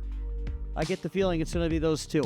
And that's where the head-to-head is such a big deal. Obviously, Stephenson getting the best there, but Kesterson's 34 out of the gate, and survey says on the top end on a 792 dial, 793 over 9. Yeah. A 80. It's going to be tough to stray away from Minix. From one run to another, this is a car running in the 60s, but it would not surprise me if Keith Haney with a 40-foot nitrous perch. Look at that coming out the Black Mamba. Ladies love a nitrous purge. We say it. You know it's true. Dudes love a nitrous purge. I love the nitrous purge. I love the nitrous purge. You don't have a drone. We need to find Ritter. The guys, There. here we go. It's so. Minix on the line. Here's Haney. Minix lights the 2 bulbs, and we wait for the last pair to light up. Green lights, and away we go. Haney's shooting flames. He's trying to keep up with him. He won't.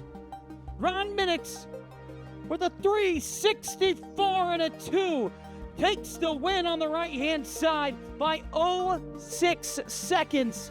That is a 20-foot win on the... This is the man who's dancing with the devil, and Brian Lewis is here to take him out. When I say dancing with the devil, I mean this dude has been walking a tightrope of treachery with this car over the course of the day. We've seen smoke from the last 2 runs it's made. They've made full engine swaps. Plural. And they're still running. It's your number 1 qualifier, Mark Mickey on the right-hand side. Mark Mickey's been the best car all day long, but of course has kind of stubbed the toe early. 370 with a 1, 215 mile an hour in the previous session. Brian Lewis, 372.0, separated by 19 thou on their winning runs. The Willys is running good, but until I see it done, it is really, really hard to think that anyone can catch Mark Mickey right now. There is something in the car that they've found, as they had to fire that car up again on the starting line. Right. And to the beams we go. Okay. Don't take it away. Go ahead. Do it. Here we go. His crew chief pounds the rear quarter panel And now. as spooling up. Here we go. Green light.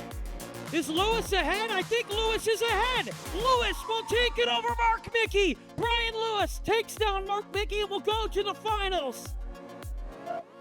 372, 26 on the light. Lewis left on him. And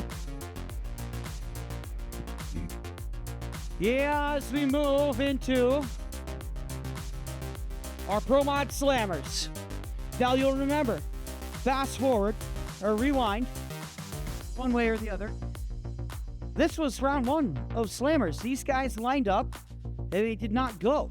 But I need loud on the trailer. Do you like to figure out the guy? They did not run. So this is effectively round 1 of Pro Mod Slammers. Mike LeBate on the Angry Bird on the right-hand side. Blake Housley on the left side. You were talking about his tire. I mean, we were seeing him. We could not figure out what was going on. He figured it out. it was progressively getting better, but it was still not there. And for those who don't, when you watch the pros and everything, you're not watching pros take a tire and put it on a new car and then just be done with it. They actually do several burnouts on those tires before they mount them. So wondering if the new tires were just not broken in, he swaps them out with the old tires, and like magic, he's back in the 370 range. So Blake, who did get a good pass in qualifying, but certainly now back in the Slammers, and got a tough customer in this round of competition. Yeah, he does. LeBate, pre-staged, and here comes Housley. So Mike LeBate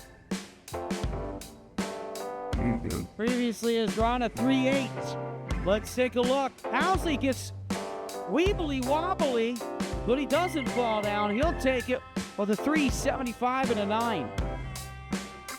Mike LeBate was 003 off the starting line, but unfortunately at the top end of the racetrack, just was overpowered. Blake Housley is back in the 370s, and he may be a favorite to win the Slammers. We'll see how that pans out. Next effort from LeBate, but Housley moves on. J&A service. Hey, I hear a rumbly, well, and my tumbly lights it. And so we carry on with round 1 of Pro Mod Slammers. You might say, Luke, round 1. It's a little late for round 1. It's okay.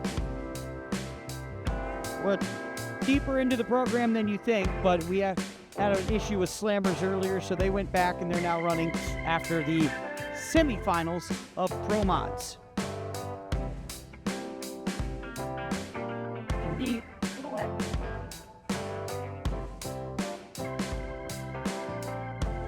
And so Ed Thornton on the right-hand side, Aaron Wells on the left side. I confident last pair of Pro Mods in the front. You'll have one pair up. Last pair of Pro Mods, and then the funny-looking cars come. Funny cars. On the way. This is first green up. What's that? Okay. And what's it? This is Ed Thornton on the right side, and on the left side, Aaron Wells. Aaron Wells, who's been running around helping out the kiddos. Helping out a kid who's not his. It's Olivia Danger. That was a great surprise, and we're halfway staged up. Here we go. 3 quarters. And all the way. Baby. Look at Aaron Wells hiking this skirt up. It's going to be enough. It's not. Ed Thornton takes it, and we talked about the man with the high mile an hour. There it is. 3.708 at 2:16. Reaction time advantage went to Wells, 11 out of the gate, but not enough horsepower. He seemed to have an issue keeping the nose down.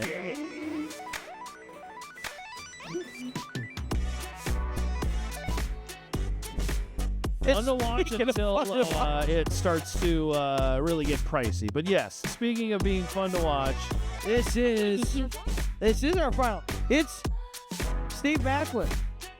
And you mentioned you saw that little puff of smoke every time he runs, right? You remember that from Steve Macklin? Well, Steve Macklin said, FYI, we're not blowing up a motor every run. We have a pinhole in the cylinder head that when he lifts, the vacuum pulls oil into cylinder 1. That will be the puff of smoke that you've seen previously. Yes. yeah, certainly not enough smoke to simulate a blown motor. But it was noticeable and it was consistent. So, thanks to Steve Macklin for sending me that one. And so our finals for Top Alcohol Funny Car also include Lance Van Howen out of Rhinebeck, Iowa. Van Howen. And another huge upset. I mean, a massive, shattering upset. Took out the number 1 qualifier in Jim Whiteley. Yeah, Lance, you just want to get from point A to point B. Steve trying to take care of business. Oh, and a lot of wheel spin from Lance there. Steve Macklin with a 63-5. The crew knows that was a monster run. Look at that. Phones are going flying. Phones are flying. Congratulations to Steve Macklin. He is your winner. 28 on the tree. Clearly.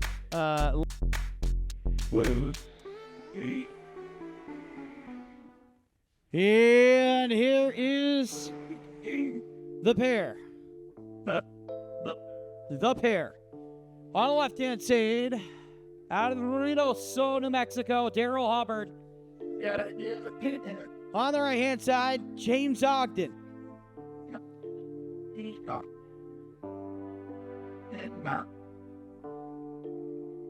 What? Now. Oh. Jessica backs him up, his daughter. Okay. Yeah. And no, she's putting her foot in front of the beam, taking a look at it, and now we'll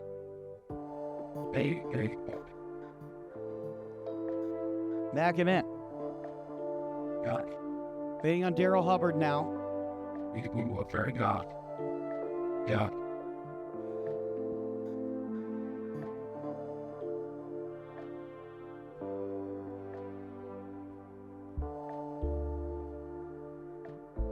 Inches him forward. Never seen a pre-stage bulb watched so hard. It is being stared down with maximum intent. 1 pre-stage bolt, 2 pre-stage bolts, 3. James Ogden lights him up. We have green lights. We're off to go. It's Pro 420 racing here, and it's going to be Daryl Hubbard who takes the win on the left-hand side. A 420 dead on with a 3. Wow, Hubbard, 46 on the tree, dead 3, 49 total. James Ogden was just simply dead late. And Hubbard will move on.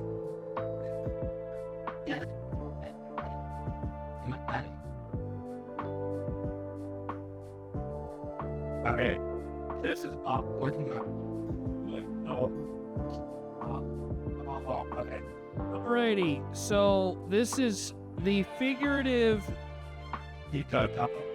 Got right the baby. This is the Yeah. Right. What's laying at here?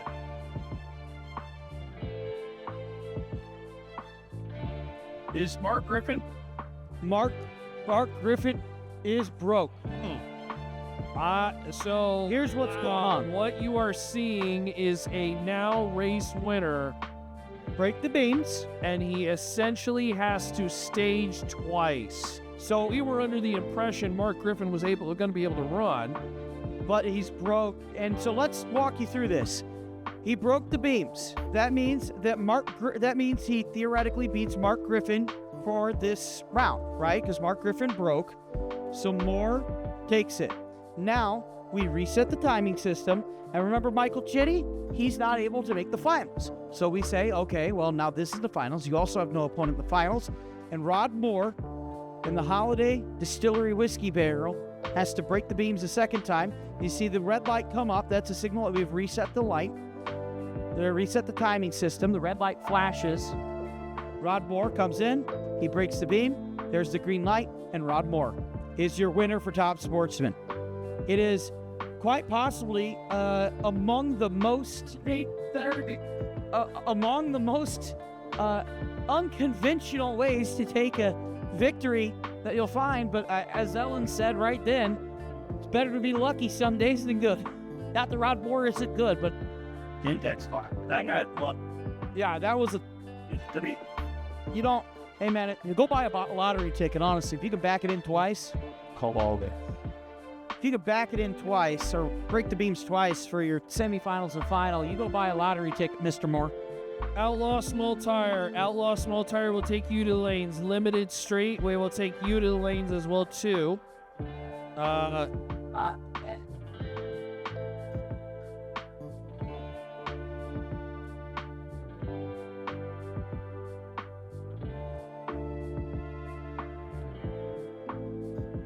Clear Street, I do believe we have ran your final. 5.8 index, the 580 index category, and 650 index category. We need you to lane. So Outlaw Small Tire, Limited Street, 580 index, and 650 index. We will take you to the lanes now.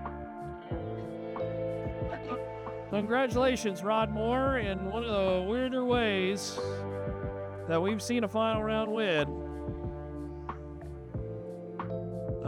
I was not under the impression Mark Griffin was broke, but that's too bad.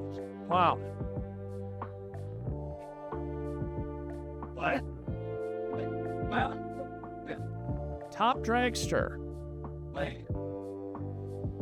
So we have 4 left in Top Dragster. And let me tell you about Rod Moore in a second, but Wait, what is it? we got Jeremy Maples, Well, dude. and Driscoll on the left side. Maples on the right side. This is a bracket class, remember? They're dialing in their times. Winner will face the winner of Eker and Epper Jesse. So Eker and Epper Jesse will go up against the winner of Driscoll and Maples. Let's take a look. Driscoll, left side. Maples, right side. Double greens. Reaction times are pretty close as we cross the 8th mile. It's going to be Jeremy Maples.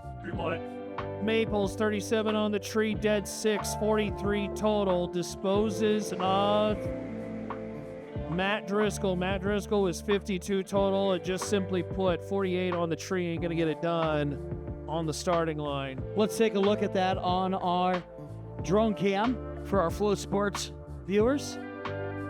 Off it goes. Jeremy Maples gets the job done. So Akers and the shorty dragster. So Akers had to go through Smith, had to go through Anita Strasberg, and another huge upset. Yeah. Massive upset. So, Let's look at that. Well, look at that drone shot. That's an awesome drone shot. As they light the bulbs, Aker, Epper Jesse, one of them is taking on Jerry Maples, who's made it to his second consecutive final. Halfway stage. Do we have a burn down right now? Is that what we are we looking at? So Jordan says, go ahead. Yep, all right. And Epper Jesse now into. Here we go. Green lights, big wheel stand from Aker, and that took him off far enough that Epper Jesse's gonna take it on the left-hand side, down to the 430, cross up 430 into 1. Yeah, we talk about the wheel stands. They're fun, but that one costed Jordan. All right, welcome back to Flying H Track Strip here in Odessa, Missouri. Well, this is the third event of this fantastic racetrack, a new one that's sprouted up 4,000 feet of concrete. It has been a good racetrack just about all day long. People lingering around as we are headed towards the finals here in just about every category. Have Outlaw Small Tire, Limited Street, 580 Index, and 650 Index to the lanes. Zimmerman, Property Sportsman, Junior Dragsters. We need you to the lanes, and Race Star Wheels Pro Junior Dragsters, as well as the Junior Slammers. Slammers, if you would hang back, but we would like you all to the lanes, please. This is our Outlaw Small Tire. There's Rodney Dow in the Fox body. Gonna race that Catfish Camaro. Oh, did you see that skirt hike up there? Yeah. Now is Rodney. Wind light will go to the Catfish Camaro. He pulled off to the left at the same time. He dropped a little wheel stand there, and it was just enough to shimmy, shake him behind. 449 on the pass. Dow was on a good one, but got a little too close to the wall, and it. The Outlaw Small Tires into the final. It's a beauty, isn't it? Craven Moore is indeed. Yeah, he's been around St. Louis more than a few times.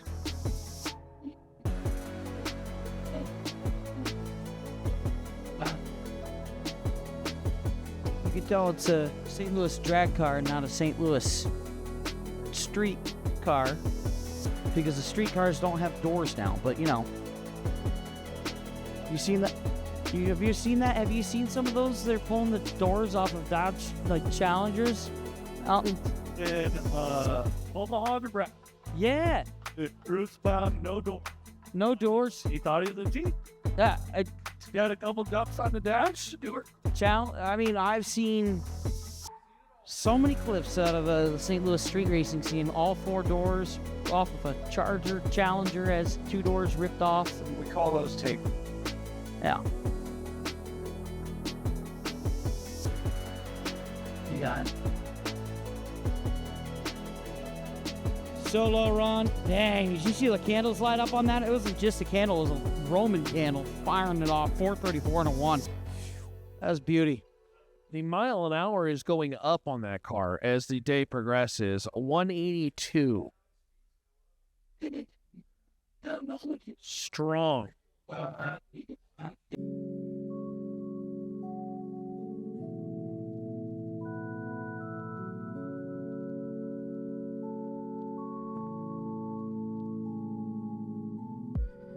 Brad West, Jefferson City, Missouri.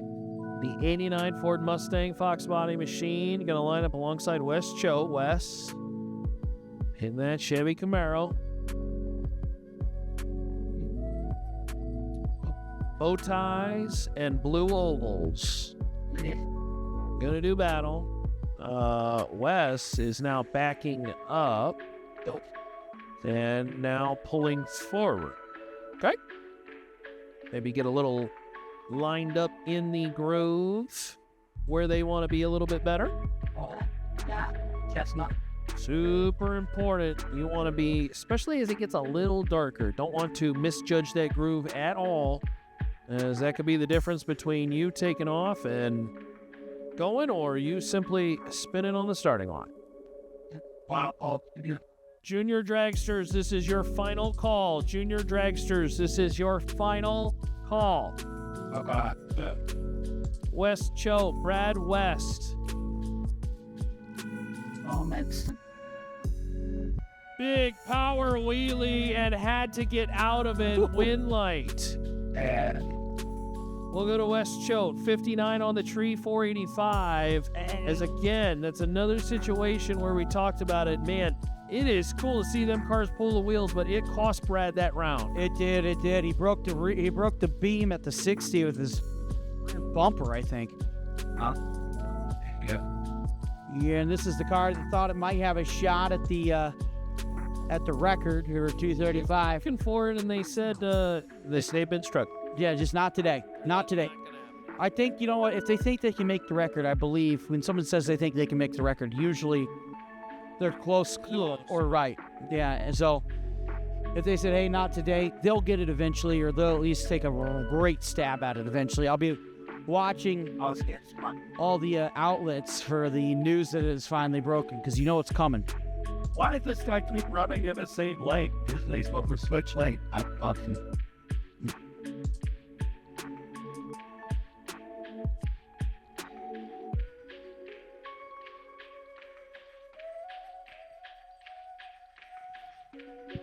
Well, we're just trying to hit. So it's Donald Kelly. That's not going to do it. Okay. 08 on the tree and across the line. Idling. Yeah, 132 isn't going to be the... I feel like there was a lot of wheel spin there. It just was not getting it done. Mike Narks is signaling something to me. Hey, you know who the man of the hour is? I think it's Jeff Pierce. Good. Let me break this down for you, all right? Steve Macklin, as we know, just won the Funny Car Final, right? I just put this together thanks to our good friend Daryl Hubbard. Jeff Pierce tunes Steve Macklin's B&J Funny Car. They just won the final. Jeff Pierce tunes a few pro mods. You want to take a stab at who two of those random pro mods that he tunes are? Who are they? How about Brian Lewis and the Purple Heart from Looking it up. from Ron Minix, that is owned by Daryl Hubbard. Okay, so final versus final. And Daryl Hubbard is a big fan of Jeff Pierce, so Daryl Hubbard says, "Hey Jeff Pierce, why don't you tune my Pro 420 car?" He's in he's guaranteed 3 final win, or guaranteed 1 final win. Has a 2nd final win already, and he could be getting a 3rd. He's guaranteed 2, could have 3 tonight. That's a lot of success. It is. Very proud. Should be very proud. That's a lot of work. That's a lot of blood, sweat, and tears. Juniors, you should be in the lanes. Again, we have made your final call, but I guess we'll do a final call. Junior Dragsters, you need to be in the lanes like now. We are getting to the point in the night, guys, where when you hear the call, You need to be responsive. Michael Roberts and Tim Nicholson. Nicholson got to get staged. Stick car. Wheels up, wheels down. Shooting for the 580 index. Wind light top end. It will be Nicholson taking care of business on a double breakout. 7th thou is less than 11. Was 32 on the tree and had a lot of room to go womp womp at the top end. And Nicholson will move on to the next round of competition. We'll go with that. Sure. Is it a medium-sized check or is it a runner-up size check?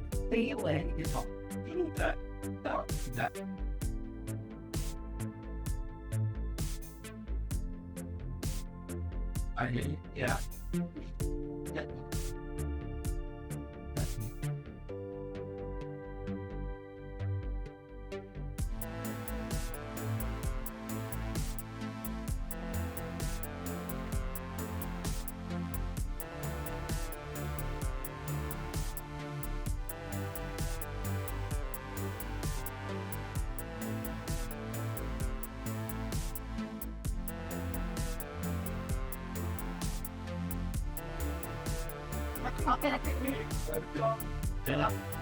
But it's not that all okay. Yeah. Back at it with the 650 index. G8 machine and the Nova Windlight to the Chevy. 652 at the top end. Pontiac was wandering a little bit down the racetrack. And how about 005 off the starting line? 005, 20 above for 25 total. That's pretty good.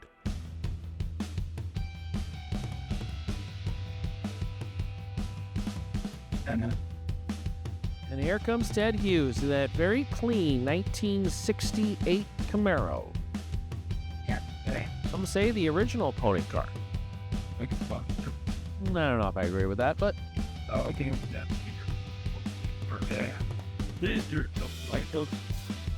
Hughes, plant supervisor, looking to go 650. He did not leave the starting line. Oh, Our Malibu friend, boy, he's just he's making sure that he don't break it. he's like, hold on. He only kicked it 900 times. I think the only reason he kicked it those extra couple times is because he wants to get up the hill at the end. But Yeah, I mean, those were serious kicks. Hughes' machine seems to have been unable to move. There we go. how about that? I sent Brian Lewis a congratulations text, and he said thank you, and we will see him in the finals against Ron Minix. That is going to be a matchup. Those two cars very well matched. Very well matched.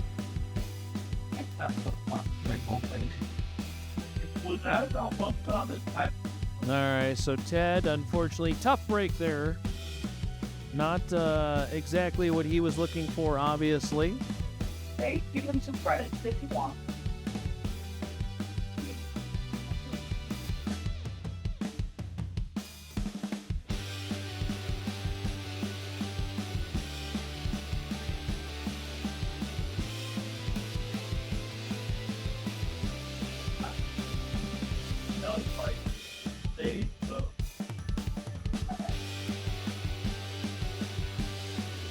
So Haven is going to play catch-up after 3.2 must be agonizing seconds. It's going to be a long wait. Time you're a bottom bolt car, and certainly junior dragsters are, and certainly they could be characterized as foot brake cars. Sitting there waiting is, you got to be patient, mentally block out the car that's in the background, unless it's over on the starting line, in which case it is. It is indeed. Mason Higgins 0-1 too soon, and Macy probably a little upset, but has to be proud of what Mason's done on this fine evening. Hey, it's his first race in the Midwest Drag Racing Series, admitted to the finals. Haven Moberly takes the win on the right-hand side, so congratulations to the Moberly family.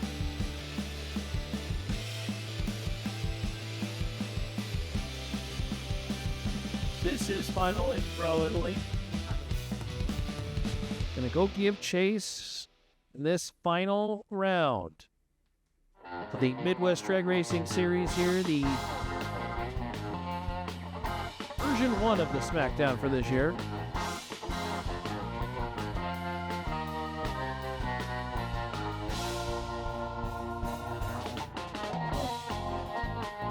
Isaac gotta get in.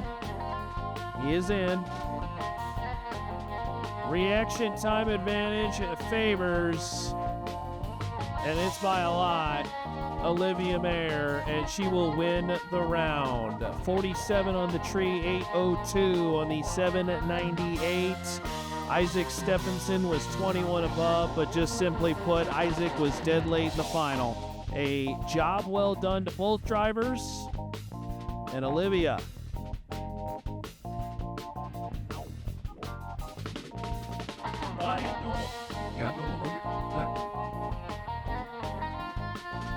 Kesterson will leave second and go give chase by about a 10th and a half.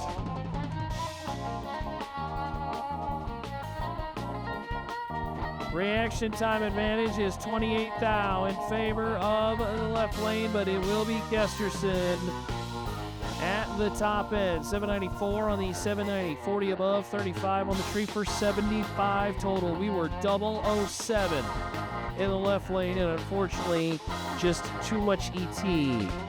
Break.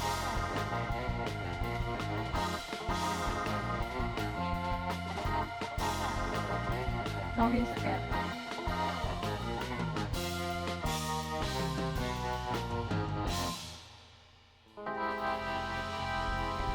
793, 28 on the tree.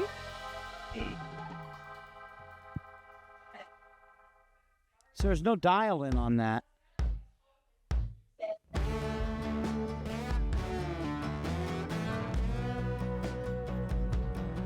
Huh. Top Dragster Final. Here we go. Brought to you by Race Star Wheels and Icon Forge Business. Jeremy Maples on the right side. On the left side, Jordan Epper-Jesse. You see the dial on it. We're taking a look for the dial on the right lane. I don't see a dial board, do you? And pull around. Oh, yeah. I don't see a dial board, do you? 449, okay.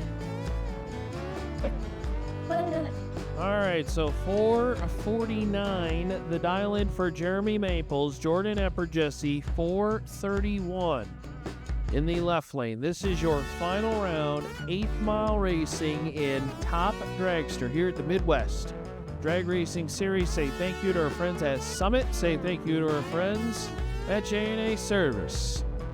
Final round in the Dragsters. Missing one car for the junior finals. We'll run without you. We don't care. Here we go. Jeremy Maples on the right-hand side. Playing defense. Can he do it? He can. Double breakout for Jeremy Maples. Jordan Epper-Jesse breaks out by 8 thou. Jeremy Maples breaks out, let me do the math, by 5 thou. Double breakout. Will not wait for you.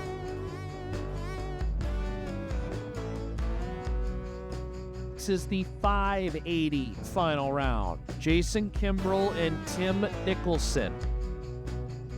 This is drag racing, at least bracket racing at its finest, when you got a Saturn and a 1968 Chevy Camaro going at it. Stick car will be basically down on mile an hour at the top end. He will pull second with the wheels in the air. Look at that. Does exactly like you say. And the win will go to Tim Nicholson. 27 on the tree, 64 above. Wins the round. The Saturn could not get there by 10 thou, and Tim Nicholson is your index winner in 580. Nicely done.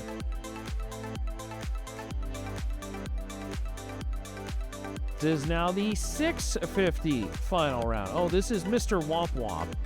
womp womp, but in like a accelerated way, not a sad trombone. Correct, yes. He was kicking it, but he must have kicked it, and that car must have rocked back and forth on that break win.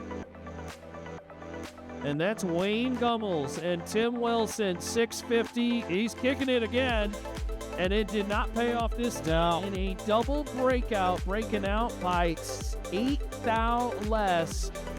Tim Wilson is your winner, 643 on the 650. Both cars were kicking it, but unfortunately, The Speed Shop machine will be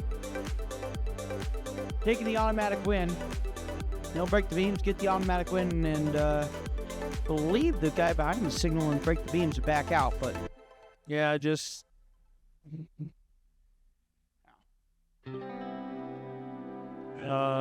okay, I guess they're gonna back him up to get back into the groove, and then we will stage this vehicle, and Wes Cho will be your winner in Limited Street. Again, all winners, we need you to the lanes now, please. We are buttoned up on curfew. There's and go. too much horsepower, Yeah. and so we'll just idle down the racetrack. But Wes is already your winner by virtue of staging the vehicle. Well done to the choke team.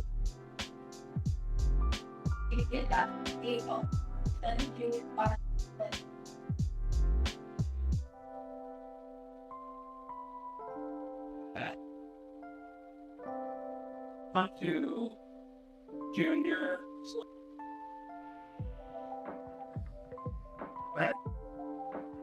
All right. Alexis Kesterson, right-hand side. Coleman Nation, left-hand side. Yeah.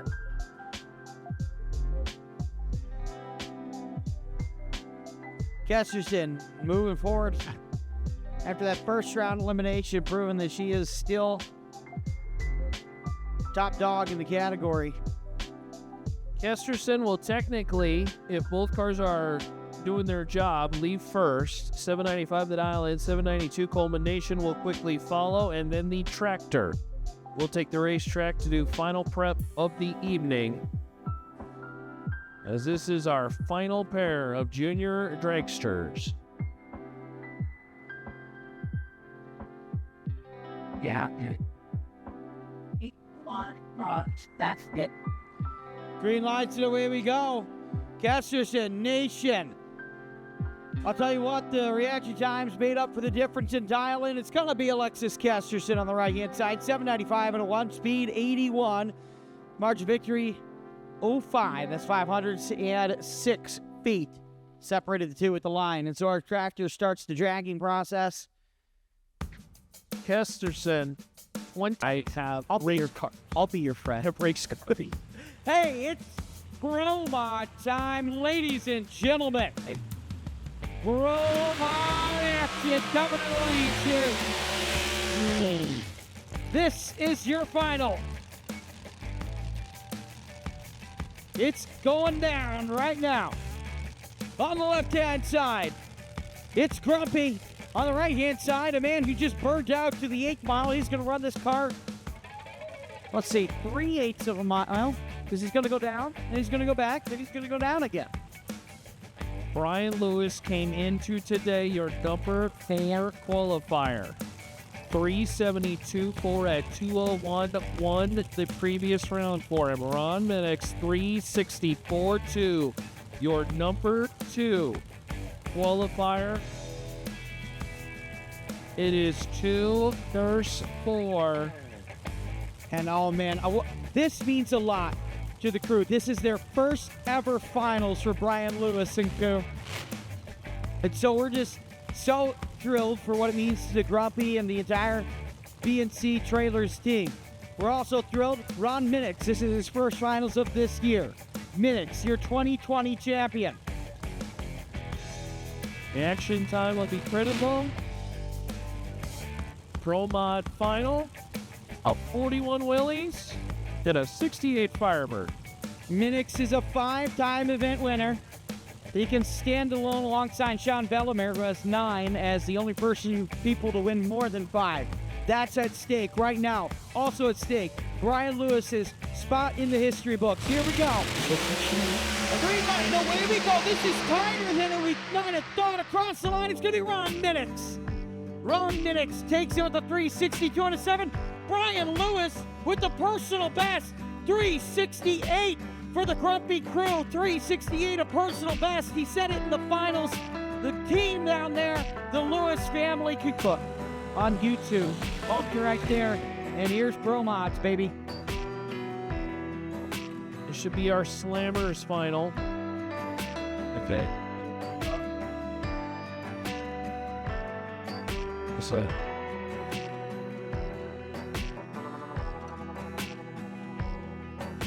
Is this a break single? Well, we hate that.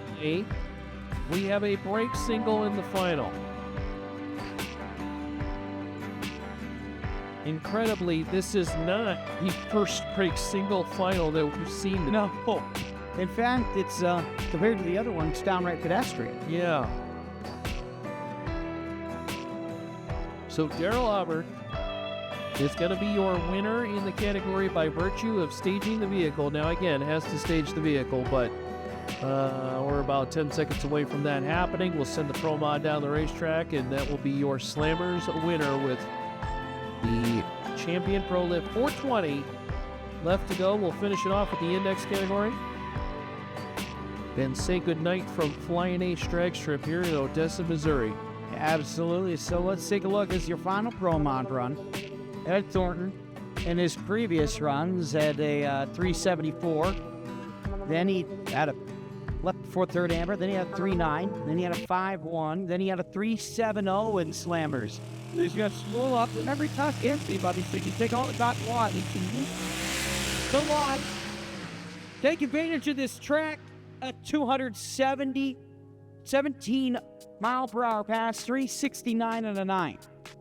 541, 99 on the 60 foot, 369.9. So nice little celebration pass. And I do believe we are down to our final of the evening. Champions Pro Lift 420.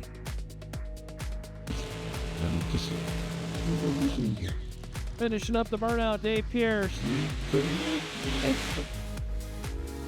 And Daryl Hubbard, Dave Pierce, former Jason Line Pro Stock car.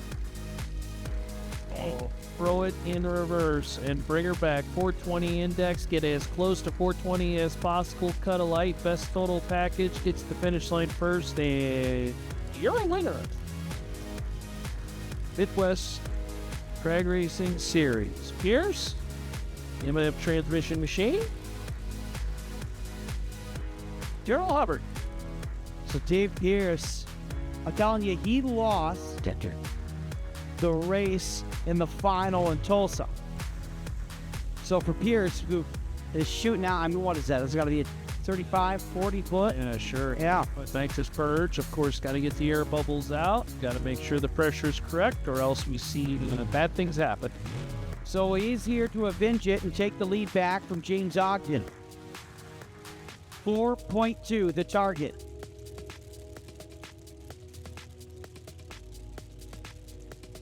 Hubbard left lane, Pierce right lane. This is your final. In Champions Pro Lift 420. One seconds to Dave Pierce to cross the line. It's gonna be Dave Pierce by way of a Daryl Hubbard red light on the left side. 0-2 too quick.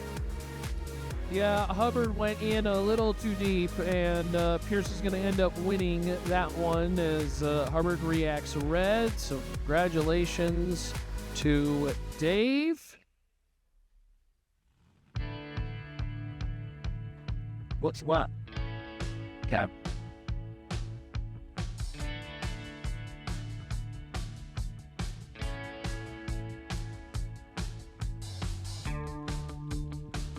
Like that. Okay, we got one more. We got one more final. We lied to you. Outlaw small tire. And Outlaw small tire. Spinning it up. On the left-hand side, out of Phyllis, out of Marionville. On the right side, Craven Moore from the general St. Louis area. This is a gateway lot. He's made the journey across the state. Craven Moore. It's gone rounds and rounds, and it's a beautiful car on the right side. Got here by way of a bye run. All right, this is our final. There's no more cars back there, right?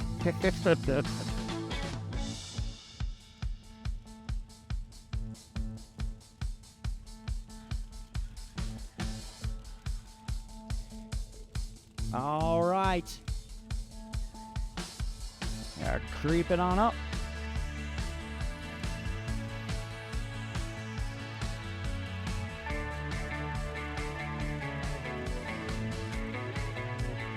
Halfway, 3/4 in, all the way, stage up. Craven Moore's journey bumps in.